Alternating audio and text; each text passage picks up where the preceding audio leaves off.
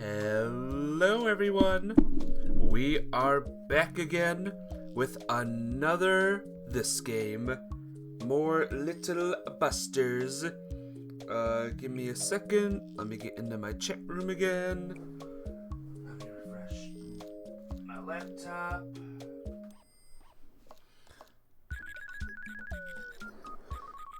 And once we are all set and ready, I will be ready to read again. Yes, I know, I'm badly prepared once again. That's how it goes. Alright, I am ready! No, my laptop is failing me. What the heck? Oh, my laptop froze. That's good. That's a good thing to start with. Well, let's just start. Phew, it was a lot easier than I thought. Oh, you're not just an ordinary hero, you're a legendary hero. Alright, sorry guys. I know.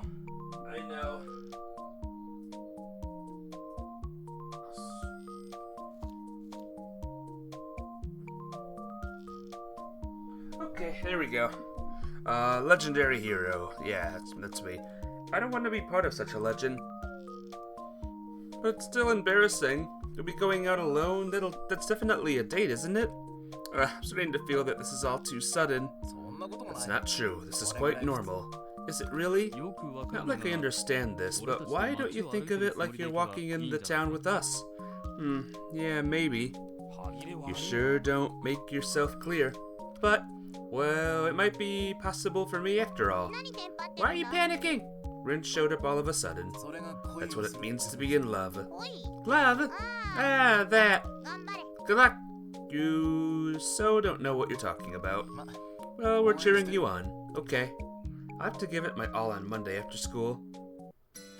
And the following day. Today is Sunday, but for some reason, I've been feeling anxious since morning. Anxious. I felt to shake off my nervousness, and next thing I knew, the day was over. It was the day of the date and classes were over. After I returned to the dorm, we are supposed to meet at the gates. I'm feeling nervous.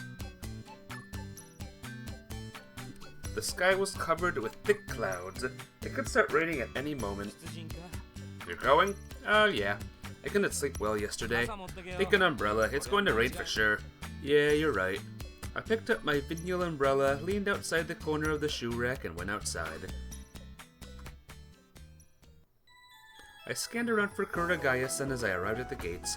Hasn't she come yet? I surveyed my surroundings, but she was nowhere to be seen. It had begun to rain, but the downpour was more like a foggy mist. It seemed pointless to use my umbrella just for that. I checked my watch. Still 10 minutes early. Guess I arrived too early.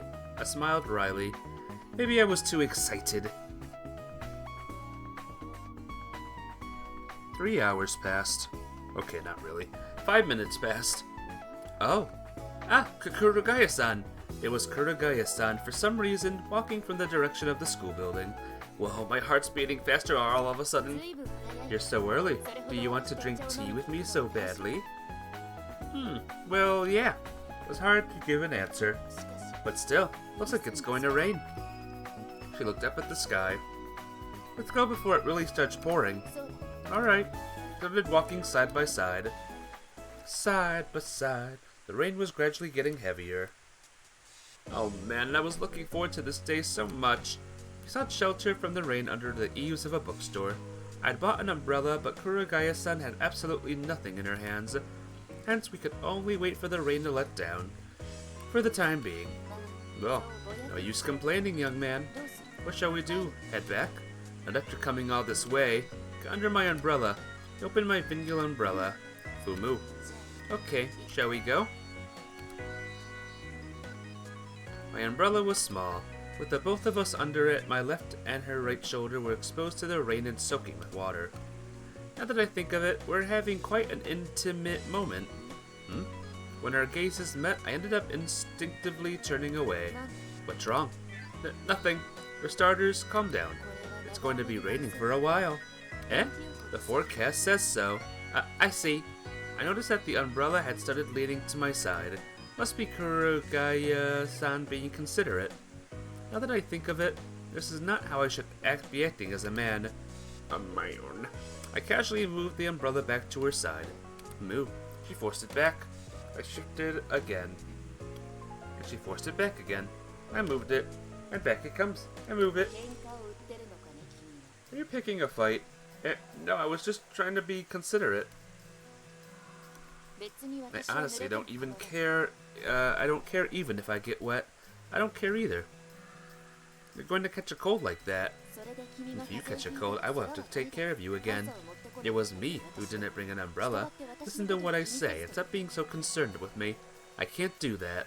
And I don't really get why you didn't bring an umbrella if you knew it was going to rain. I made it a principle not to bring an umbrella when going out. Okay. What a peculiar principle. I don't go out on rainy days in the first place. Well, it was me who made you accompany me on a day like this. You don't have to worry about me. Do accept my reasoning for the time being.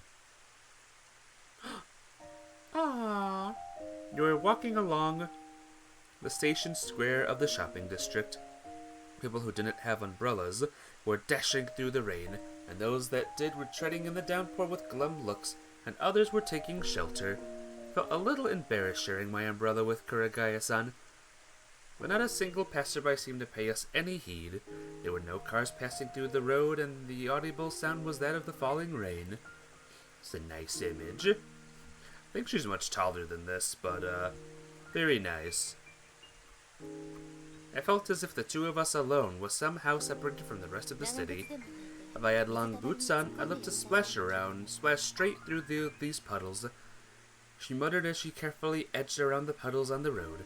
That's something kids do. Oh yeah, we are still students. Well, I didn't really mean in the sense of how society sees us. Well, it's certainly true we are still kids, but we're not supposed to be merrily splashing through puddles at our age anymore. Well, not wearing long boots anyway. Would she really do it if she were? It was kind of funny imagining her frolicking around like a kid. Sort of thing. I actually suit you, you know? Whether it suits you or not is irrelevant. What matters is whether it's fun or not. Well, I'm not impulsive enough to actually do it. She gave a small smile. That's right. It's going to be the rainy season soon. It'll be raining often from here on. It's a slightly depressing time of year. Depressing? Why is it depressing? Eh? Well, it's like you said earlier, you can't go out on rainy days. That's not right, Riki-kun. You can go out even on a rainy day, if you're so inclined. It's just that on days like this, you usually don't feel like it. Well, if you just don't feel like it, don't you think that's enough to make you slightly depressed? Yes, you're absolutely right. That's right. Maybe my head stops working on rainy days. Talking like this, we soon left the shopping district behind us. The cafe was our target point today, and the cafe that was our target point today was some distance away from the street and didn't stand out much. We were told by the waitress to sit at a table for two near the window. There were a few customers in the cafe. There was a housewife with your kids sitting next to us, a middle-aged man reading a newspaper and smoking, and a couple.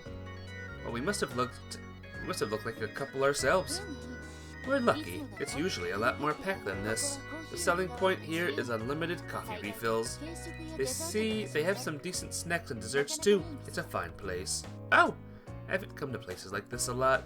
Kurugaya-san must really have a thing for tea, given that she doesn't even mind drinking a cup in solitude at school. 2 cups of coffee, please. Just a moment. Kurugaya-san must be quite experienced. She made her order with no hesitation. You know?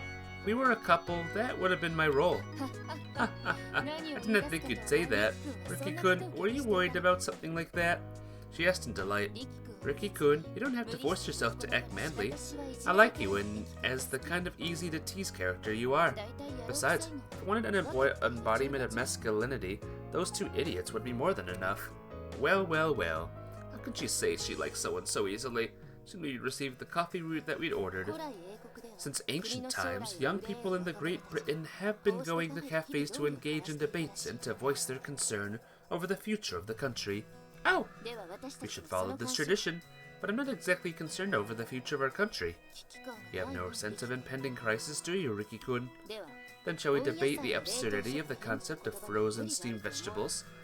Well, it's true that they're not steamed until you cook them, and until then, they're just frozen. I don't think there's really much point in debating that. Well, to tell you the truth, I'm in no mood for this kind of talk myself. Okay. The rain won't let up. Wonder if it's even going to stop today. What do you suppose a typical girl of my age would be thinking in this situation? Huh? Nothing. It's just something that momentarily crossed my mind. She said as she brought her cup of black coffee to her mouth. You know what I've been thinking? I think you're not strange at all. Oh? I mean, the way you feel and think, it's different for every one of us. I don't think there's anyone in particular who's special. Rather, if you look at it this way, everyone is special. I see. Riki-kun, you say some really interesting things. Or maybe there's something wrong with my thinking. Is it the rain? She set the cup back on the saucer and looked out the window. This is so strange. Part of me wishes for the rain to stop, but part of me doesn't. Hey, Goichigo. What, this game? It's called Little Busters. It's a visual novel. How are you today? It's good to see you, though. Hope all's well. I'd rather it didn't stop for a while longer. Somehow Kurugaya-san just looked so strangely cute when she was gazing out the window like that. This is bad. I'm really going to fall in love with her at this rate. We talked for nearly an hour before we decided to leave. Thanks for coming. After settling the bill, we left the cafe. Well, it hasn't stopped at all. She sounded cheerful. I looked up at the sky. The rain seemed to have let up a little bit. Never heard of it, but it looks so cute. Oh, it is. And this is the, the big Va-Va-Voom character. You should see the other characters that are even more cute. Arigatou gozaimashita, so cute. Well, get ready for a lot of that. What do we do? Go back and get soaked. What? Well, the rain shouldn't be that cold at this time of year. We'll be back at the dorm anyway. It's okay to get your clothes wet. And above all, the shower will feel all the better after that. Well, and if we catch a cold, what does it matter? Taking risks like that is what makes things fun. She laughed heartily and slapped my shoulder. Even I can't help but think of it. It'll be fun. Oh? Let's get soaked together. You've learned to say some amusing things, Riki-kun. Have you been influenced by someone? I think it's you. It's you! Ha ha ha.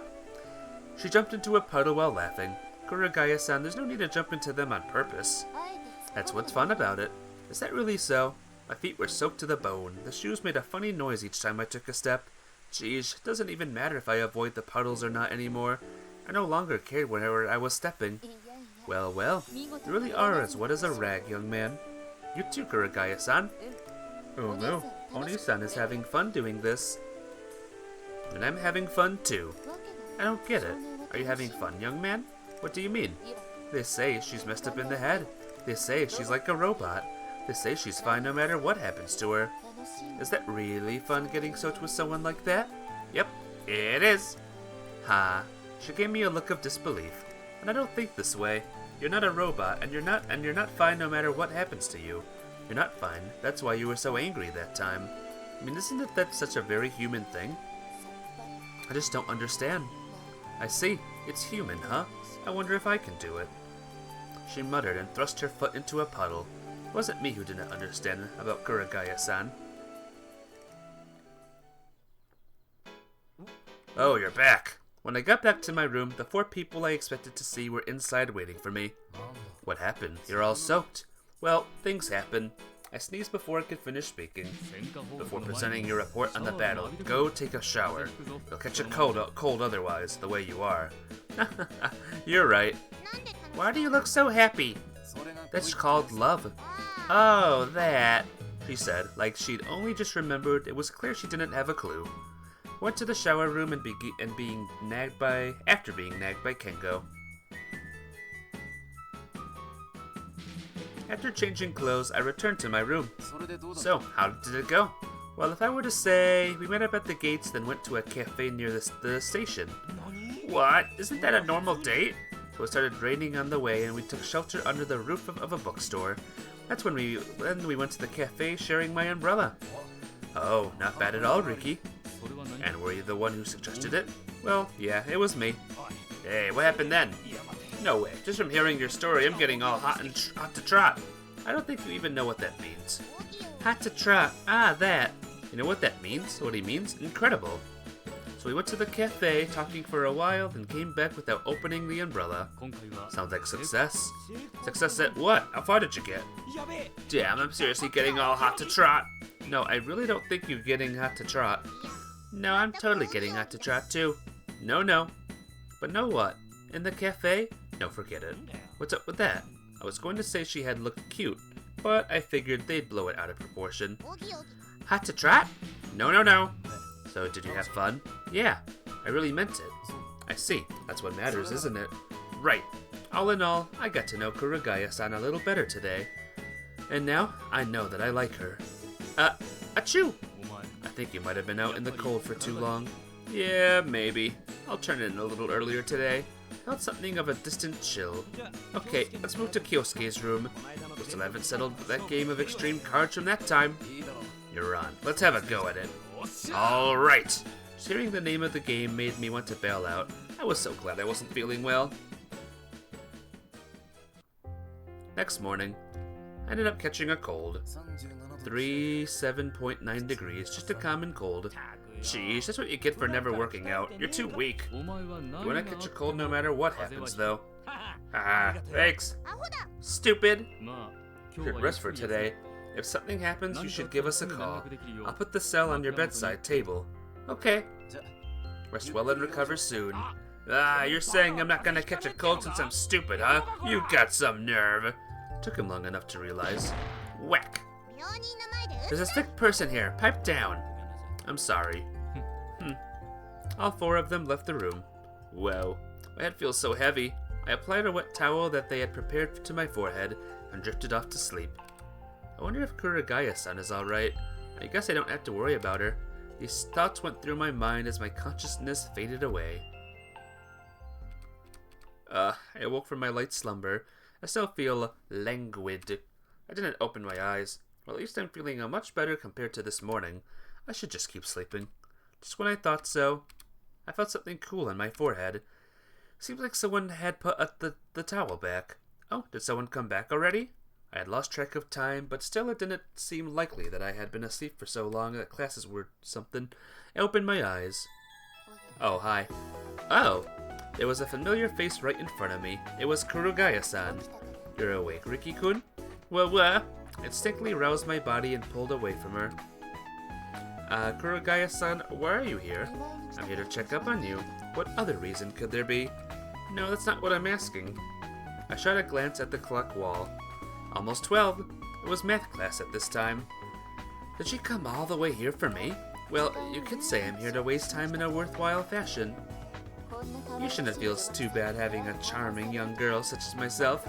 Come visit your room, if anything. You should be ecstatic. Well, I'm glad you came. But still, I felt somewhat pathetic. My eyes wandered to her breast. No. What? You're not feeling well after all? No, that's not it. Why don't you move a bit that way to make some room? Wait, why would I? Oni-san will sleep together with you. No, you don't have to. You really don't have to.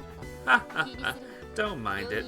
It's the most natural thing to do when looking after a sick person. I'm not just acting reserved. I really would like you to stop right there. Young man, your mind is still a perpetual mystery to me. This is all most intriguing. If I had her lying right next to me, there's no way in hell I'd be able to sleep soundly. Hang on, where's your blazer? Umu, I took it off since we're going to sleep together. Less clothes the better, the heat transfers. Put it on, I beg you. It was a dangerous situation in more ways than one. Umu, I made her put the blazer back on. Ugh. Having become agitated, I started feeling ill again. Is everything okay, Riki? If it was, I wouldn't be taking a day off. All my strength escaped me, and I crashed back onto the bed. I must say, though, you must have done something crazy to catch a cold at this time of year. Actually, you did the same exact thing. Is that so? So that means your body is just weak. One could argue that it's her body that's too strong. Refrain from voicing my observation aloud. Did you eat anything since this morning? Only drank a little of a sports drink. That's no good. I'm glad I brought an apple. She took a plastic bag out of her bag. When did she get it? It was only this morning that I caught a cold, and she could only find out about my condition in the classroom, so...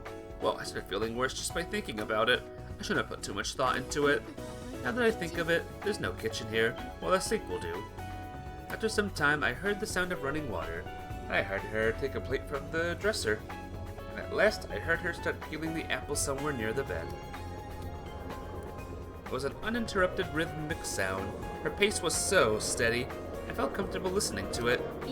Look, one perfect continuous strip. She lifted the skin of the apple up before my eyes and waved it around in the air. I knew she'd be good even at something like this. I thought of this in my hazy mind. Let's see, how about I slice it up so that it's easier for you to eat? Do you have a cutting board? Under the sink. Roger. We had a complete section of cooking utensils in our room, prepared by Masato. Most of them, however, were survival gear, rather than meant for day-to-day use. Alright, I'm done. Kurugaya-san spoke as she placed the plate with an apple by my pillow. Come on, say ah. She thrust the slice of apple at my mouth. It's okay, you don't have to do that. Do you prefer to be fed mouth to mouth? Speaking thus, Kurugaya-san brought the apple slice she was holding into her own mouth. No, hold on, don't do that. I was just kidding. She swallowed it down. Couldn't avoid the feeling that had I not stopped her, she'd really have done it. I knew it'd turn out like this. Ah, it's delicious. It's a crime you're not eating, young man. Well, I was going to. She went through the trouble to peel it for me, after all. Oh, no. Even if you're sick, not eating will only harm you. Even if you're not feeling hungry, you must force yourself to eat something. Saying so, she took another slice of apple. Okay.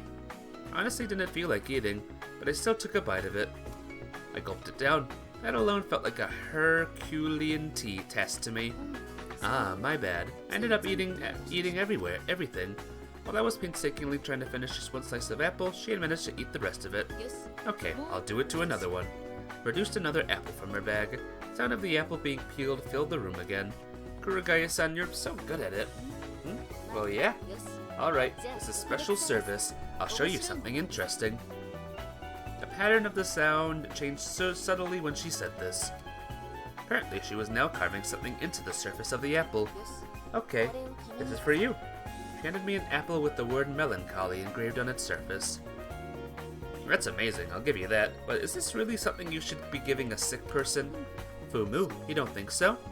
Well, I might as well refine the shape a little bit further. She transformed the apple into 3 rabbit-shaped slices. Standard items. Look, when you line up the 3 of them, it reads melancholy again. There were 3 ominous rabbits staring at me. Picked one of them up. It was highly detailed with a kind of artistic balance. Felt like a waste to eat it, but I still made myself take a bite. As I took a bite, my throat protested, and I managed to swallow it. I'm sorry, I can't eat anymore. I see. I could always grate it for you. I spotted a grater on the shelf. She came back with the grater in her hands and began grating the apple. Oh, what a waste. A waste? What is a waste? The crunchy sound abruptly stopped as she raised her head. Well, I mean, it was just made so well. Something like that can be done in no time. Besides, apples are not to be marveled at. They are to be eaten, are they not? Well, you have a point, but still. Didn't take her long to finish grating the apple. Okay, it's done. Looks like a baby food. Okay, when you're eating, say something like Babu, Chan, or Hi. No, I won't. I carried some of the apple pulp to my mouth with a spoon. Should be fine with something like this. After finishing around 1/3 of it, I put down the spoon. Was that enough? Any more than this is going to be tough. I see. Kurugaya-san took the plate and spoon from me and set them on the desk. All you need now is to have some rest. Well, that's what I've been trying to do to begin with. Before I finished my words, she put something cold on my forehead. Whoa. It's an ice pack I used to cool the apples. It should be nice if you wrap it in a towel. I'll take away this wash bowl and this wet towel. Okay, thanks. When I wrapped the ice pack in a towel and put it on my forehead. Whoa-ah! A terrible headache struck me. Was it because of the cold? It was my chronic disorder. What's wrong, young man? I have to sleep again. I could barely squeeze the words out of my mouth. I see. Then have a good rest. My consciousness was rapidly slipping away, and then, you're going to be fine. I felt Kurugaya's hand slightly cold and wet hand on my cheek. I missed the darkness. I missed the darkness. There was nothing. Again, there's nothing. Maybe I won't have to dream anymore. I could only feel time moving faster. Wondered how long would have passed since I fell asleep when I wake up. Felt as though I had heard the sound of a piano. Felt as though it was a melody I had heard before, and I thought I heard the sound of rain. White. Looking down at the city from somewhere high above, looking through the misty haze, the air is so white, I thought to myself. What was I looking at? Something far away, something obscured by the white mist. A line? A contour? A thin beam of light was piercing the whiteness. On the other side of the whiteness was a lake. Its surface was still as a mirror. Not the tiniest ripple disturbing the tranquility. When I looked up, I saw white cotton falling. It was snow. When the flakes reached the surface, they disappeared as though seeping in, and nothing remained. Ah! I put my hand on the glass. The glass before my eyes was white because of my breath. It must be cold, I thought as I gazed through the glass. And even a dream such as this would be forgotten once I woke up. My consciousness returned. I could hear everybody's voices around me. Oh, you woke up. It was Kyosuke who noticed first. Yeah, looks like I fell asleep again. I see. Did you sleep well? Yeah. It was the usual thing, though. I see. But still, your face looks a lot better now. You're always so pale, so it's difficult to tell the difference. Only compared to your ever-flushed face. The hell? Are you saying I have too much blood? Telling me to go donate my blood? Well, that was quite a commendable interpretation. Are you okay? Rin was worriedly peered into my face. Yeah, more or less. My cold seems to have settled for the most part. Only then I realized, wait, classes are over? Don't we have practice today? Take a look outside.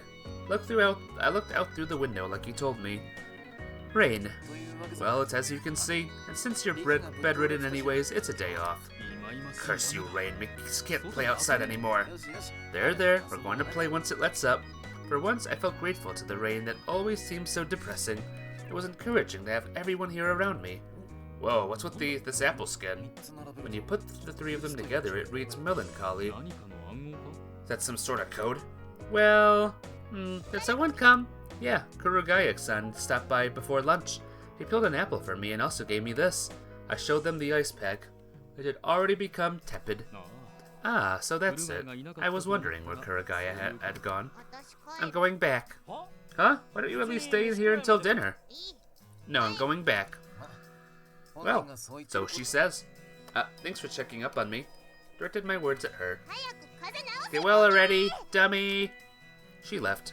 I don't get whether she's encouraging or just bad-mouthing me. A maiden's heart is full of mysteries. Is that how it is? Who knows? At the very least, there wasn't a single person in this room who understood how a girl's mind works. After Rin went back, we opened the usual meeting with the four of us. Alright, the subject is the Operation Love Hunters. Every time you say that, you make me worried. Is that really so bad, this name? Love is out of limits. Is out of limits for sure.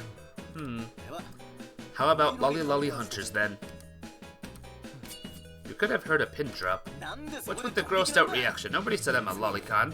But putting aside whether Kyosuke is a lolicon or not, don't put that aside, that's the most important part. Hey, new title for him. In the first place, just as an expression I came across when I was reading this magazine. What kind of magazine is that? You guys read it. No, I don't give a rat's ass, really. Likewise. I received the magazine from Kyosuke and skimmed through it. Also, I didn't say I was reading it because I was interested. Is he saying someone else brought it? Who cares if you're a lolicon or not, doesn't bother me. Put his hand on Kyosuke's shoulder. Shut up, you maid maniac. Another awkward silence ensued.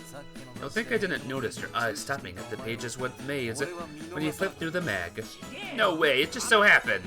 And you can go. You're into shrine maidens. Guilty as charged. He admitted it. Well, it's enough about that. Let's get back to the point. Well, what it means is that everybody has their own preferences. Oh, are you admitting you're into lolly? I'm not. He composed himself. Okay, back to the topic. Yeah, get it started already. No, hold on. What is it? It's just dawned on me, but when you write 21 really fast, doesn't it look like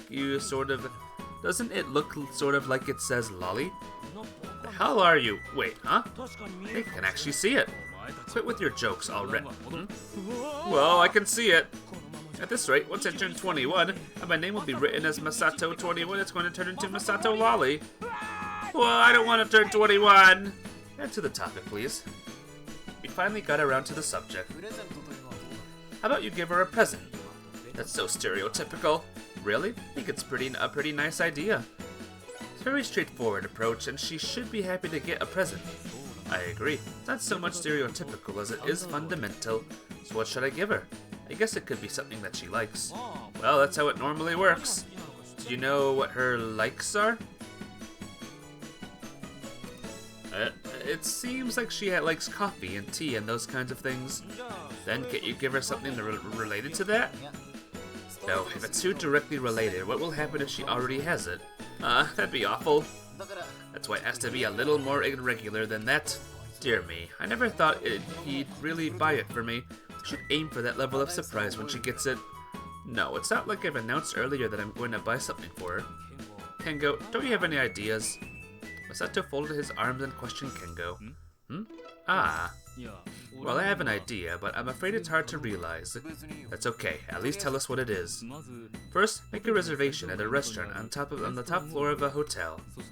And when you invite Kurugaya out there, you tell her, this night view, I gave it to you. And then the lights of the skyscrapers out opposite come to life and it reads, love. That's it! No, it really isn't possible to realize. Jeez, I started feeling bad again thanks to this ruckus. Hey, is everything okay? Well, I'm not fully recovered yet. I think I'd better turn in now. I'll just have a good rest for now and let us take care of this. I appreciate it, but I'm kind of worried too. Well, which direction should we proceed in? Yeah. Whom should I let decide?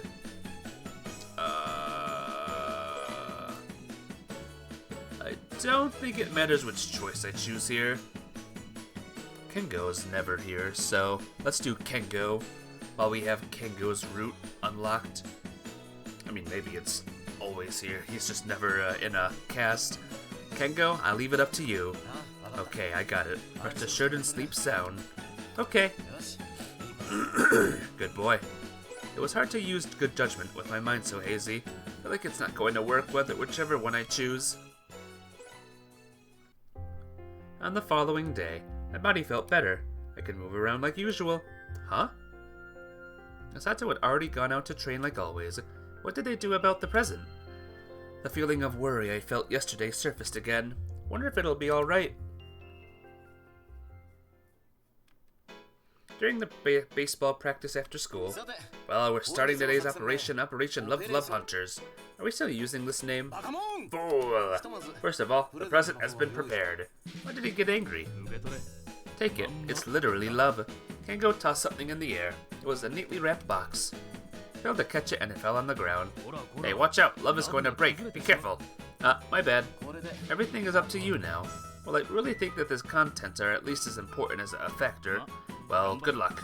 We're cheering you on. Yeah. Well, I felt truly grateful, but... First of all, I called Kurugaya-san. What is it this time, young man? I'd be grateful if it's something interesting again. Well, I don't think it's going to live up to your expectations. I took the box out of my pocket. This. What's this? A present for someone? So what you're saying is that you want me to act as your Cupid? Oh no, you came to the right person. I'll hook you up perfectly, thoroughly and flawlessly. She was totally getting the wrong idea. Could it be that she's somewhat dense about this sort of thing? No, it's for you. Who, it's for me? A thank you gift? You don't have to worry about that. Yeah. She definitely didn't realize. Maybe she's not just somewhat dense, she's incredibly dense. Well, I'd be cold to reject your kindness, though. Maybe I open it? Yeah, trying to see what was inside. Kurugaya-san opened the box. Sweet buns. There are 4 of them, and there's a letter written on each. Looks like a message. 4 letters. Remember Kengo's words. don't tell me it's literally love. Whoa, this is too direct. Evil. Evil? Must have gotten mixed up when I dropped them. What's evil? Is that a brand? But these are just sweet buns. Isn't it too grand to have a brand for those? No, there's no deep meaning to it. It's pure coincidence. Well, I'll accept it. Is that okay? What are you saying? Aren't you the one who gave it to me? Well, I was. No, there's nothing wrong with wanting to express your gratitude. But in this situation, a person of the opposite sex seriously gave me a present like this. It'd be lame beyond words. What's more, all this somewhat reeks of idiocy. Well, it was prepared by the infamous group of idiots, after all. I'm worried for your future. Absolutely having to speak some words of advice. This could be a bad influence on Riki-kun and Rin-kun, too. Okay. She ended up lecturing me for 10 minutes on presents and whatnot. Well, if anyone needed this lecture, it should be the three of them. I'm sure they were absolutely serious when they prepared it. Ha ha ha ha. I got back to my room. Oh, where's Rin? She went somewhere with Komari and the rest. So how'd it go? Well, she more or less liked it. Well, it was love, after all. No, it was evil. So, to sum up today's events, he cleared his throat. No matter how you look at it, it doesn't appear that Kurugaya is treating Riki seriously. Yeah, that's what I think too. I don't even get how it's possible she hasn't noticed yet. So what should we do? I think we should just keep trying different approaches one by one. We should take her interest into consideration and take it one step at a time. I don't know anything about her hobbies besides that. Just leave that to me. Even though you're a lolicon? Whatever you are talking about. You've not been cleared of your lolicon charges yet. And Kurugaya is the exact opposite of that. Haha, you sure say the funniest things, Masato-kun. Well, even if Kyosuke is a true lolicon, there's still me and Masato. That's true. Damn, I never felt such humiliation in my life. Whatever, call me a true lolicon or whatever the hell you want. Meanwhile, the sound of the door being opened could be heard. Ha, I just gotta keep doing lolly hunches by myself. The eyes of the two siblings met. Slam. Rin left without saying a word. Looks like her opinion of you fell from brother to just a pervert now. Oh, it's dinner time already. You're right, I'm starving. Left the wailing Kyosuke behind and headed to the cafeteria.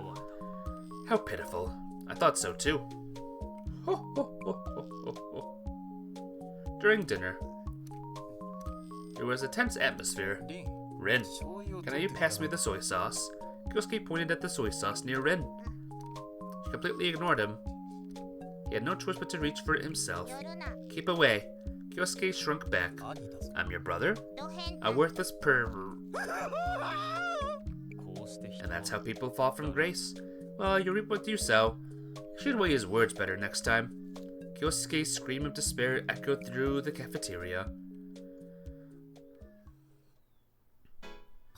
We'll light up the sky. After we were done eating, we came back to Masato's in my room.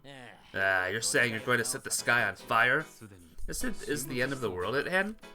No, I was talking about fireworks. I have a shakudama here. A large ball-shaped aerial firework. Oh, I bet that would be fun to launch. He lifted a wooden box filled with dehumidifying bags and a ball the size of a watermelon on the bed table. Wait, is that a real one? Incidentally, Rin had been sitting in the corner of the room, the furthest away from Kyosuke, all this time playing with the cat. There was a painful expression on Kyosuke's face when he looked at her. Come on, Rin, come over here. Even when she joined our circle, she sat as far away from Kyosuke as she could. Ni-chan is sad. Seems like their rift was a rather serious one. Well, I got this from my travels. When I was out of money to buy food, I was helping out making fireworks. Kyosuke muttered softly while holding it in his hands. Oh. Hold on then. Isn't that stuff with gunpowder? Yeah, if it goes off, it would easily blow up the entire room. Hey, Zero. How you doing today? You're the first one here. You're not, but you're the first one here. It's good to see ya. It was sitting in my room without use all this time, just giving me the creeps every once in a while when I remembered about it. If there was ever a fire, everything in a 300 meter radius would have been painted in rainbow colors.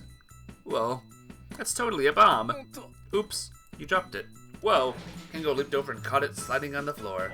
Watch out! We'll be fine, unless it catches on fire. We're going to shoot this guy up into the night sky. You will be watching it together. They don't have any fireworks festivals at this time of year, so isn't that the best event possible? No, I don't really get your point. In a nutshell, Ricky will ask Kurugaya out on a date, and we will be shooting this firework. Isn't that very romantic? It's a crazy plan, just like something you would suggest. But that sounds like fun. Yeah, I agree. Yep, I like fireworks. Yeah, all girls like fireworks. Is that really so? So it has to be at night? Of course. You'll be watching the fireworks light the sky. It'll be a time for just the two of you. Whether you want it or not, your feelings will rise. And when it's all over, the silence falls, you'll be worshipping, whispering love to each other. Love, love, love like that. How stupid. But among all the ideas so far, this one was really something that would show what the little busters were made of. Okay, let's work out the details. Yeah. It was a stupid plan no matter how you look at it. But when I started seriously thinking about it, I felt excited like never before. This hasn't changed a bit since the old days. That's why I thought the little busters should stay this way forever. When it comes down to it, it's not like they're even helping me out with my love anymore. I mean, this isn't something you normally do no matter what. But then again, Kurugaya-san isn't the most normal person either. I wonder if she's going to be happy. I kept thinking about things like that as we worked on the details of their fireworks plan until late in the night. On our way to school, we were putting together our plan from last night. Ricky, you'll call Kurugaya to your classroom. In the evening? Yeah, do something about it. Well, I'll try. The four of us will shoot things off in the schoolyard. He pet on the shakudama he was holding. It's a shakudama, but somewhat small. The schoolyard is about broad enough for exploding it. That everything around should be safe. Probably. He quietly added, well, your closing remark is very worrisome. Everything Kyosuke does is worrisome. I don't want to hear that from you. It's the only place that at least 200 to 300 meters wide around. There's no other option. Watching fireworks from the classroom, that's quite the promising situation. Well, that's how it is. Unless you manage to invite her, it'll be all in vain. You just need to get an okay from her, leave the rest to us. Okay, I get it. I got it. Didn't waste any time and spoke to Kurugaya-san as soon as we arrived in the classroom. The classroom, in the evening. Yep. I don't really get it, but I hope you're not scheming something bad. No, I don't mean any harm. Umu, Oni-san is worried that you're going to assault her. No need to worry, I'll lose anyway. Ha ha ha. Riki-kun, you should exercise a little more. Not saying you should be like young man Masato, but having more muscle wouldn't be a bad idea. Not good at fighting. Well, it's okay for you to stay the way you are. So tonight in the classroom, got it. I'll text you the exact time later. This time I can't imagine in the slightest what it is you want from me. I'm looking forward to finding out. She laughed heartily. Oh, like that.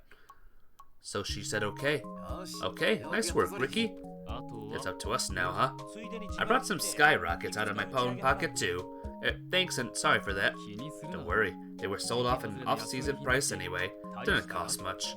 But how do you shoot fireworks? What are you saying? That's what I'm here for. Are you sure, Kyosuke? I properly learned the skills from the person who gave me this. Couple things half a year ago. He added under his breath. I think you muttered something seriously worrisome at the end. No worries, if I mess up, well, I'll just get an afro. I don't want an afro! Does he have some bad memories related to an afro or what? Hey now, there are people with an afro out there, but they still try their best playing piano on TV, you know? No, it's not due to an explosion, I'm sure it's on purpose. But if it's really something so dangerous, you don't have to do it. It's okay, I never do anything if there's no chance of success. That's why, don't worry, leave it to us. To me. Really? I could only nod to his reassuring words. I can't play piano! Listen, don't worry about your safety for once. I'm worried. After school, I never thought the day would come that I used this. He opened the door to the dorm storeroom and uncovered something. Something looked like a small iron chimney. It's fairly crude. Rin was feeling the surface enthralled. Kyosuke, what's that? A fireworks launcher. We're going to heat up the iron on the bottom and use that as the igniter. There's gunpowder on the bottom of the shakudama as well. When it ignites, it's going to launch up. That's how it works. Oh! Then if Masato gets inside, will he also launch up into the air and explode? Look at that size. I won't fit. What kind of mini Masato are you talking about? We coat him with gunpowder, yes. I won't fit in. I'm just going to explode. I don't think you will. Well, putting aside whether Masato is going to explode or not, the shakudama we're going to launch is only this size anyway. Normally, you'd shoot off several fireworks, but this thing alone is around 60,000 yen. Is it that expensive? I got it for free anyway, don't worry about it. Actually think it's quite cheap. I heard about how much it costs to hold a fireworks festival, and apparently it can be anywhere from 10 to 12 million yen. That's a different story. We're talking thousands, tens of thousands of fireworks there. Besides, there are also personal costs and equipment costs. Everything is always cheaper if you do it yourself. I see. Kyosuke had already begun preparing the launcher. Looks like he really was taught by a professional. Why don't you put it away for now, that bomb? He was still holding the shakudama tucked under his arm. Oops! And it fell. Whoosh! Once again showering his lightning fast reflexes, Kengo caught it. I told you, we're fine as long as it doesn't catch on fire. What an idiot. We're doing it this evening. So we have to make whatever preparations we can now and get to our positions after dinner? Okay, I'll let Kurugaya-san know later. I still couldn't shake off my feeling of unease. What's wrong? Did you eat something funny? That's what it means to be in love. But that's not it. It's this time. When I glanced at them, all three of them seemed to be having fun. And looking at them, my uneasiness slowly faded away. When I returned to my room, I texted Kurugaya-san. Told her that we could meet 1 hour after dinner in the courtyard. She answered immediately. Mission accepted. There's an image attached. I opened it. It was a sketch of an old man singing. There was from the country of Sada 07 written on the side.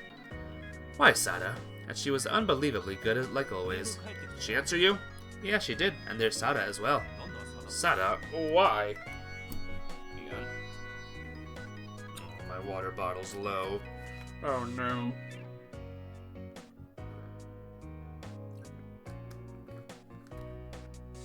Stay hydrated! Did Kurugaya draw that? Who else could have drawn something like this? From the country of Sada 7. Uh-huh. It'd be freaky if there was a country full of them. Oh crap, I just imagined like 30 Sadas standing next to each other and singing. I was more scared of Masato's imagination. After dinner, the 5 of us met up. It's dark. Collect according to the plan. You can count on me. Fireworks launcher was fairly heavy. It was times like this when Masato's physical strength came in handy. Lifted it on his shoulders and started walking toward the school ahead of the group. After deciding where to set the launcher, we started heating up the charcoal. So we need to heat up the iron now. Yeah, need to heat it up until it's red hot so that it can ignite. Okay, leave that to me.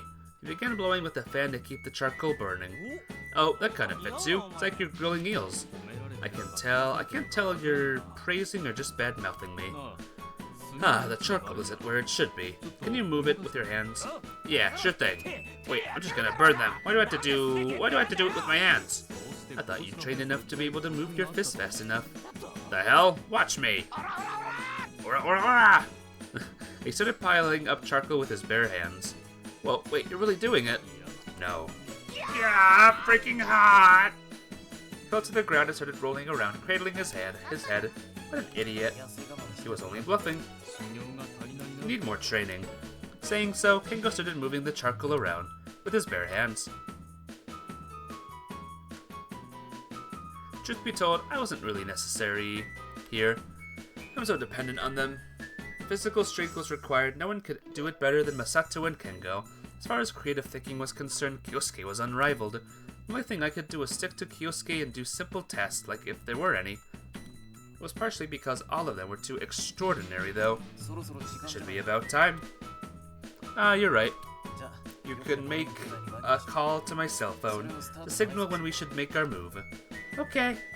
Leave the rest to us. Make sure it goes well. Yep. Thanks, guys. This much is nothing. Hey now, you haven't done a thing. Yeah. There. We'll play later. Ricky, don't worry about this. We're having fun doing it too. That's how it is. Yeah, I can't wait to shoot this thing off. Can I put those small ones together and blow them up? I don't care. But if a spark gets in here, we'll be blown to pieces. Scary! Everyone, please don't die. Why do I have to be saying something that sounds like it came straight from the climax scene of an action manga? I parted with them and headed to the courtyard. For some unknown reason, I remembered how Kurugaya-san once startled me from behind. Finally, you're here, young man. Didn't see her, but I heard your voice. Well, why don't you show yourself? This is the second time, too. Is she telling me to pay her back for when she startled me before? This time, I don't want to lose. I always lost to her, so even if it's something this simple, if I can get back at her, that boosts my confidence. If I keep falling for her same trick over and over again, actually I lose all my confidence instead. Well, is it the same as before? Which means she's going to surprise me from behind. No, wait. If I hadn't turned around that time, she'd have been in front of me. I come to a halt. Wait, is the direction I'm looking in now forward? But if I turn back, then forward would be backward. If I look forward, it would be the other way around. Do backward and forward even exist? Don't they change every time? For now, I should just work on the assumption. It's... I need to do... forward. Remember Kurugaya-san's words. Always face forward. I should just have confidence and keep facing in the direction that I have been. Moo. Correct. She poked her head out from behind the tree in front of me. Oh, did you think the same trick would work on me a second time? Oh, looks like you took my reminder to heart. Moo, I'm slightly impressed. Felt like I had outdone her for the first time ever. It gave me a small boost of confidence. So, the classroom, you said? Yeah. We should infiltrate from the second fine arts classroom then. Why? Do you want to make the security system go off, Riki-kun? Have you not seen the gray sensor in the corner of the windows? If that goes off, the school guard will come rushing over. I see. Young man, you're not thorough enough. You want to take a girl into the school that night and do this, then that with her? You should work out your plans better. Well, I wasn't really going to do this and that with you, but I'll be careful. During the trial of courage, Kyosuke must have done something about it. I've taken care of the security systems for now. She's way too competent. Well, shall we go? Yeah! I was the one who had invited her, and yet I still found myself being pulled into her pace. We were working on our way through the hallway in the dark school building. Kurugaya-san was walking along with her usual confident gait. This is pretty freaky, though. We didn't turn on the lights in fear that we'd been discovered by the guard. The only sources of light were the moon and the green fluorescent lights of the emergency exits. The green fluorescent lights gave just enough light that I could at least see where I was stepping. The only problem was the staircase. Hey, wait up, Kurugaya-san. What's wrong, young man? Sorry, it's a bit dark. I can't make out the steps. I see. So you have the night blindness, young man. You should eat liver and egg yolk. No, it's just that the staircase isn't lit at all. Really? There's still the moonlight, so you should at least be able to see where to step. Had it occurred to you that it might be just your eyes that are like a straight scope? I hurried to catch up with her. Whoa. I tripped on the step. Oh, she caught me. Are you okay, Riki-kun? Yeah, I'm fine. We can use my cell phone as a flashlight. I took her cell phone from her pocket and the staircase was illuminated with a dim light. The light was faint but bright enough that I could see where I stepped. But our roles are totally reversed. Let out a sigh. I already knew the word manly and I were a poor match, but still, Kurugaya-san is just too manly. I couldn't help that I had fallen in love with such a person. What's wrong, Riki-kun? Yeah, I'm fine. I can see now. Should Oni-san hold your hand? Okay. I like honest kids. I'm so pathetic. She took my hand and led us to our classroom. Now that I think of it, I'm surprised that this door was fixed so soon. They used a door from one of the unused classrooms. Sliding doors are convenient because they can be substituted easily. Oh, I see. We opened the door and went inside. Wait, what about the security system? There's a magnetic wide gap sensor on the door that should go off when it's open, but I attached the sensor to the switch beforehand. I'll have to put it back up tomorrow morning. That would require some special skills. When it turned out to be something much simpler than that. We entered the classroom. Well, is something going to happen after this? Wait just a second. Took out my cell phone and made a call to Kyosuke. Well now, can you go to your seat and look outside the window? I don't know what it's about, but I just have to look outside, right? Yep. She seated herself at her desk. For long, the light appeared in the corner of the schoolyard. Moo. Someone was flashingly rushing across the schoolyard, waving fireworks up in the air. Apparently it was Masato running amok with stationary fireworks in his hand. I see an idiot. She said something very Rin-like, and fireworks shot up in the air from the center of the yard. It was a multi-shot skyrocket set arranged by Kengo. I see. This is what you wanted to show me, Riki-kun. Yeah, I see. She turned her gaze from the window. Those idiots came up with something fun. She sounded happy. But isn't it a waste that only I got to see it? It'd be more fun if we called everyone from the baseball team. Wanted to show it to you. To me. And when she said it, I got the call. We're going to launch it soon. Okay, I got it. I hung up. I don't get it. Why just me? Well, on the big one... Oh, the big one is going to come now. He turned back to the window. After the fireworks Masato and Kengo brought everyone out, with a roaring sound, a ball of fire rose into the air. And then... Ah! It exploded, burst into a peony of colorful sparks. You gotta admit that looks awesome. Very nice. It surely looked like a great flower blooming in the night sky. Kurugaya didn't take her eyes off it. With the last spark disappearing, the town's lights started coming on one by one. It only lasted a few seconds. This is amazing, she muttered. You have wonderful friends, Riki-kun. There aren't that many who could do something so stupid. Yeah, I think so too. It's thanks to you. Eh? Thanks to you and those idiots, I finally came to understand what fun really is, if only a little. This is something that must be shared with someone else. When I was alone, I didn't even see myself. Well, that's it. She finished and smiled innocently. Okay, time to run. Eh? Wasn't that a shakudama? It's clearly illegal to shoot something like that without a permit. Really? Relay that to those idiots in the schoolyard. Okay. We left the classroom as we dashed through the hallway. I gave a call to Kyosuke. Kyosuke! Yahoo! We're having a hell of a good time here. No, that doesn't matter now. It was illegal to shoot those fireworks. The police might come and you need to get away fast. No worries, we're already getting prepared to leave. Well, you knew about it, but wasn't that a huge success? That's what matters. We just need to make sure we're not caught now. Hurry the hell up, Kyosuke. Heard Masato shoot in the background. Okay, well that's it for now. See you in the dorm. Okay. I hung up. Things sure got crazy. But you know, I had a great time. I see. It truly was a huge success. Just hope they're not caught. We arrived at the crossroad between the girls' and boys' dormitories. Well, we should go back to our rooms like nothing happened. Yeah, I answered the perfectly calm Kurugaya-san, trying to catch my breath. When you're going to do something like this again, make sure to let me know. It's better to do something stupid than watch others do it. Hey! There's a voice coming from the schoolyard. It belonged to Kyosuke, but to the teacher on duty. This is bad. We'd better split fast. I'll see you tomorrow. Okay. Lost my chance to tell her. It was such a great chance just now. That made me realize. Love confession, huh? If I weren't interrupted, would I really have told her? Pondering on all of this, I returned to my room.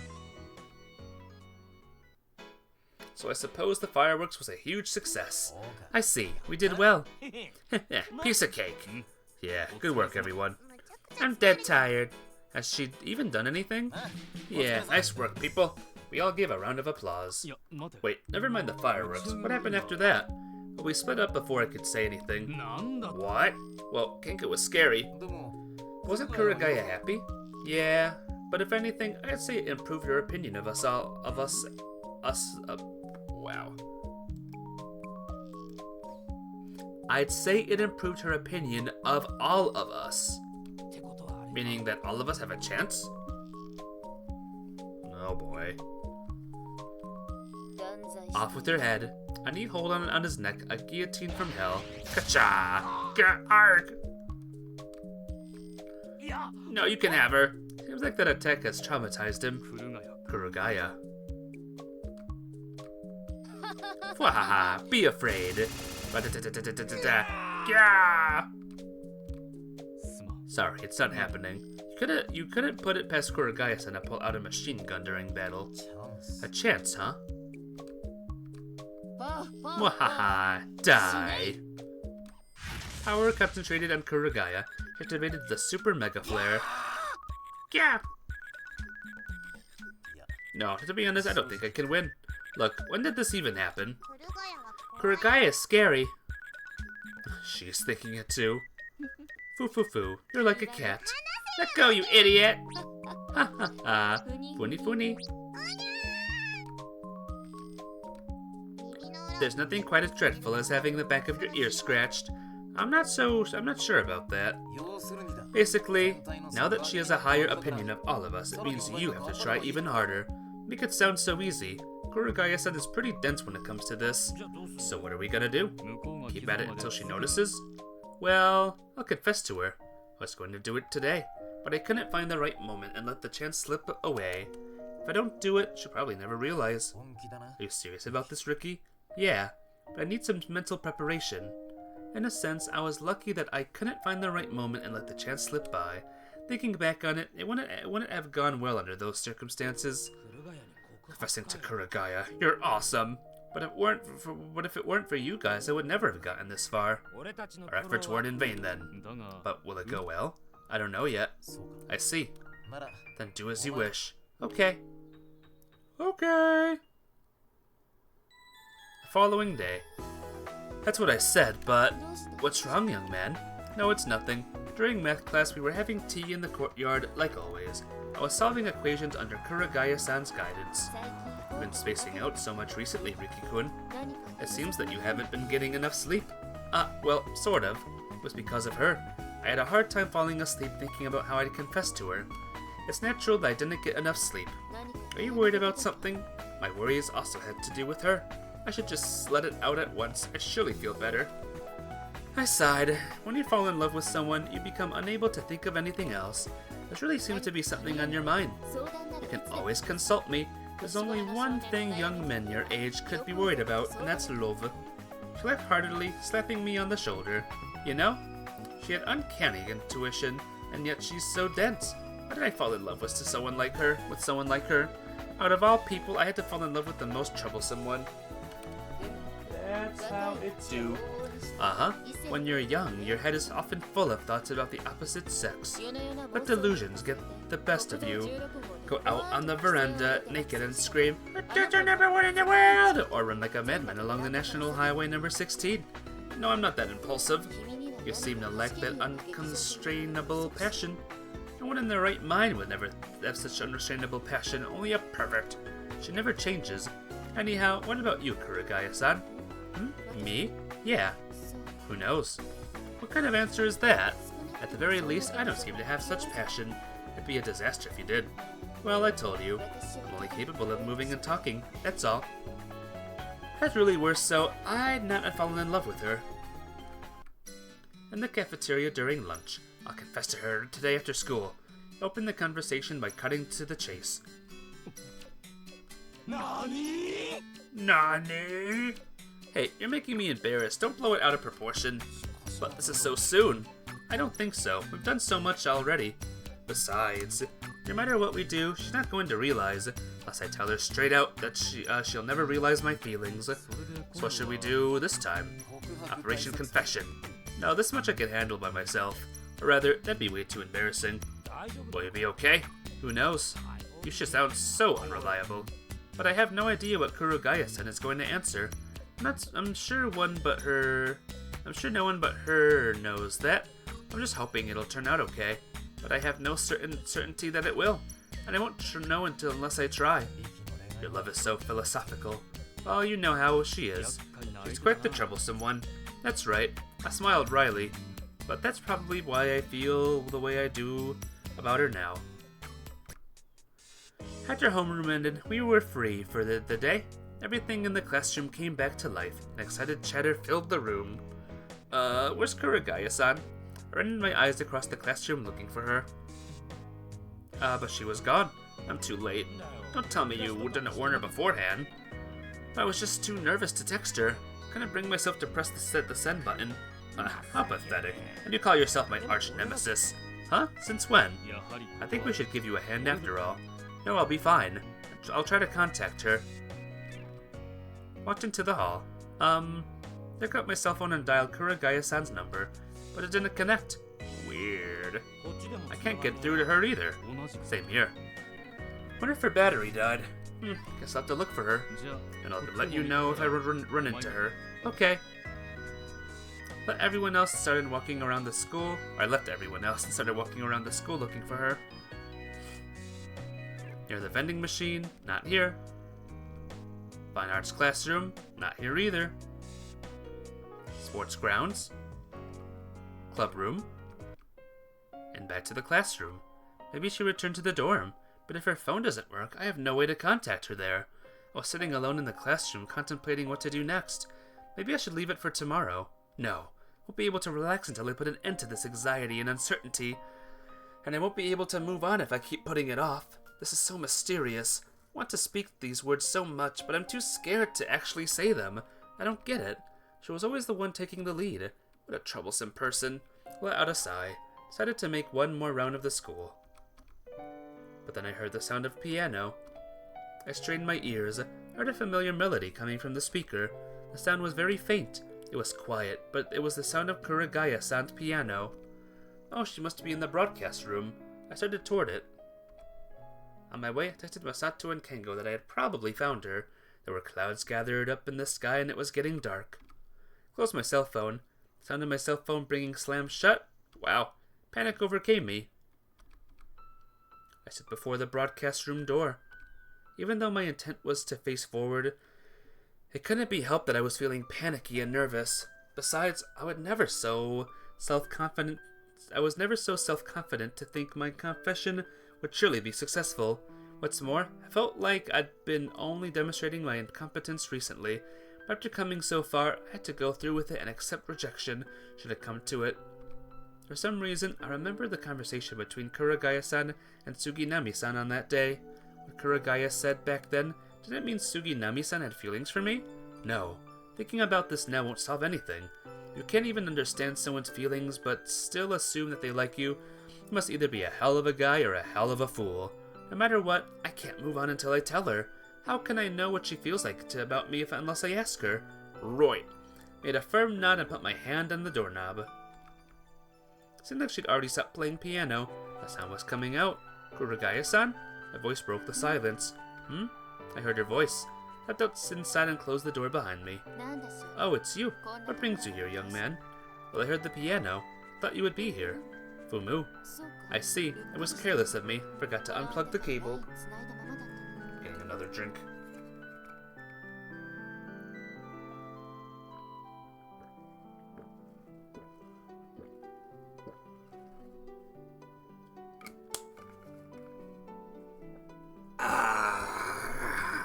But thanks to that, I found out that you're here. You were looking for me? Yeah. There's something I wanted to tell you. Heart was beating faster and faster in my chest. But listen. Even my voice was shaking. Well, You're so strange. If there's something you want to say, then come out and say it. I'm ready to listen to you any time of the day or night. Only it was that easy to say these words. Well, how about you calm down for starters? That isn't possible either. I like you. Yeah? I mean, I like you, Kurugaya-san. I did it. Yeah, I like you too, Riki-kun. But why would you need to announce something like that to me? You're totally getting the wrong idea. No, that's not what I'm talking about. What I'm saying is, I'm too embarrassed. Rather, is it really something that should need to be spelled out? I mean, I probably like you in a romantic way. You like me? Yeah. Looks like that finally drove the point home to her. She closed her eyes and sank into thought. Waited for her reply for what seemed like an eternity. She didn't budge. I felt like time had stopped entirely. At last she raised her lid and spoke. One day, I picked up some flowers. They were beautiful flowers growing by the side of the road, and I took them back with me. But before long they withered away. They crumbled up.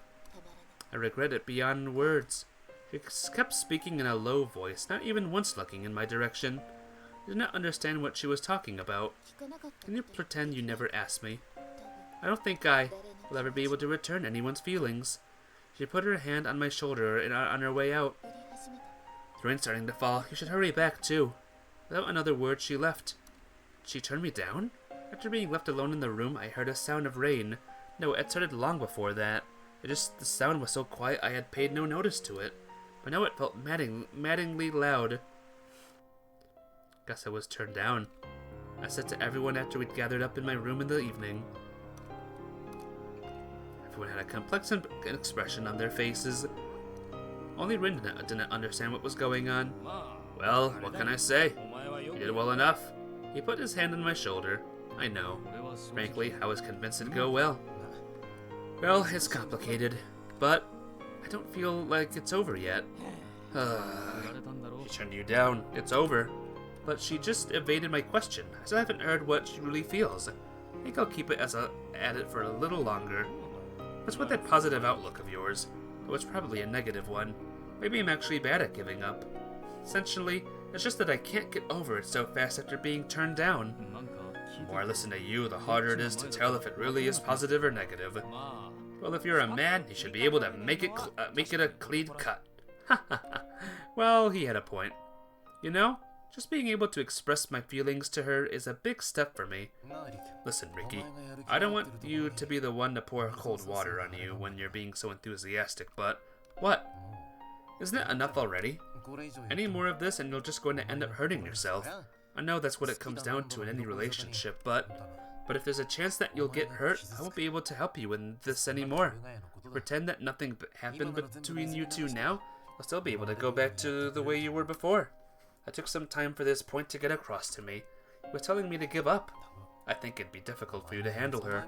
Didn't you say it before, that you don't want Kurugaya to distance yourself from the little busters? What if you do something stupid and it really happens? If it gets awkward between you two, you won't be able to remain as friends. You don't want that, do you?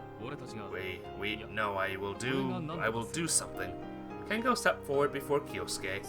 That's impossible. You can't change someone's feelings, don't you know that? But if we work together, didn't you say I just a second ago? Kengo was at a loss for words as he sat back down. Never expected to hear that from Kyosuke. Didn't know how to answer. Thinking back on it, everything Kyosuke had been doing until now had been wide off the mark, meaning that he knew it'd end up like this from the beginning. He didn't want me to get hurt, so he just kept doing all those silly things together. The other two didn't know what to say either and kept silent. I don't know why you're so obsessed with Kurugaya. But if she really means the world to you, then you'll have to shoulder the responsibility yourself from here.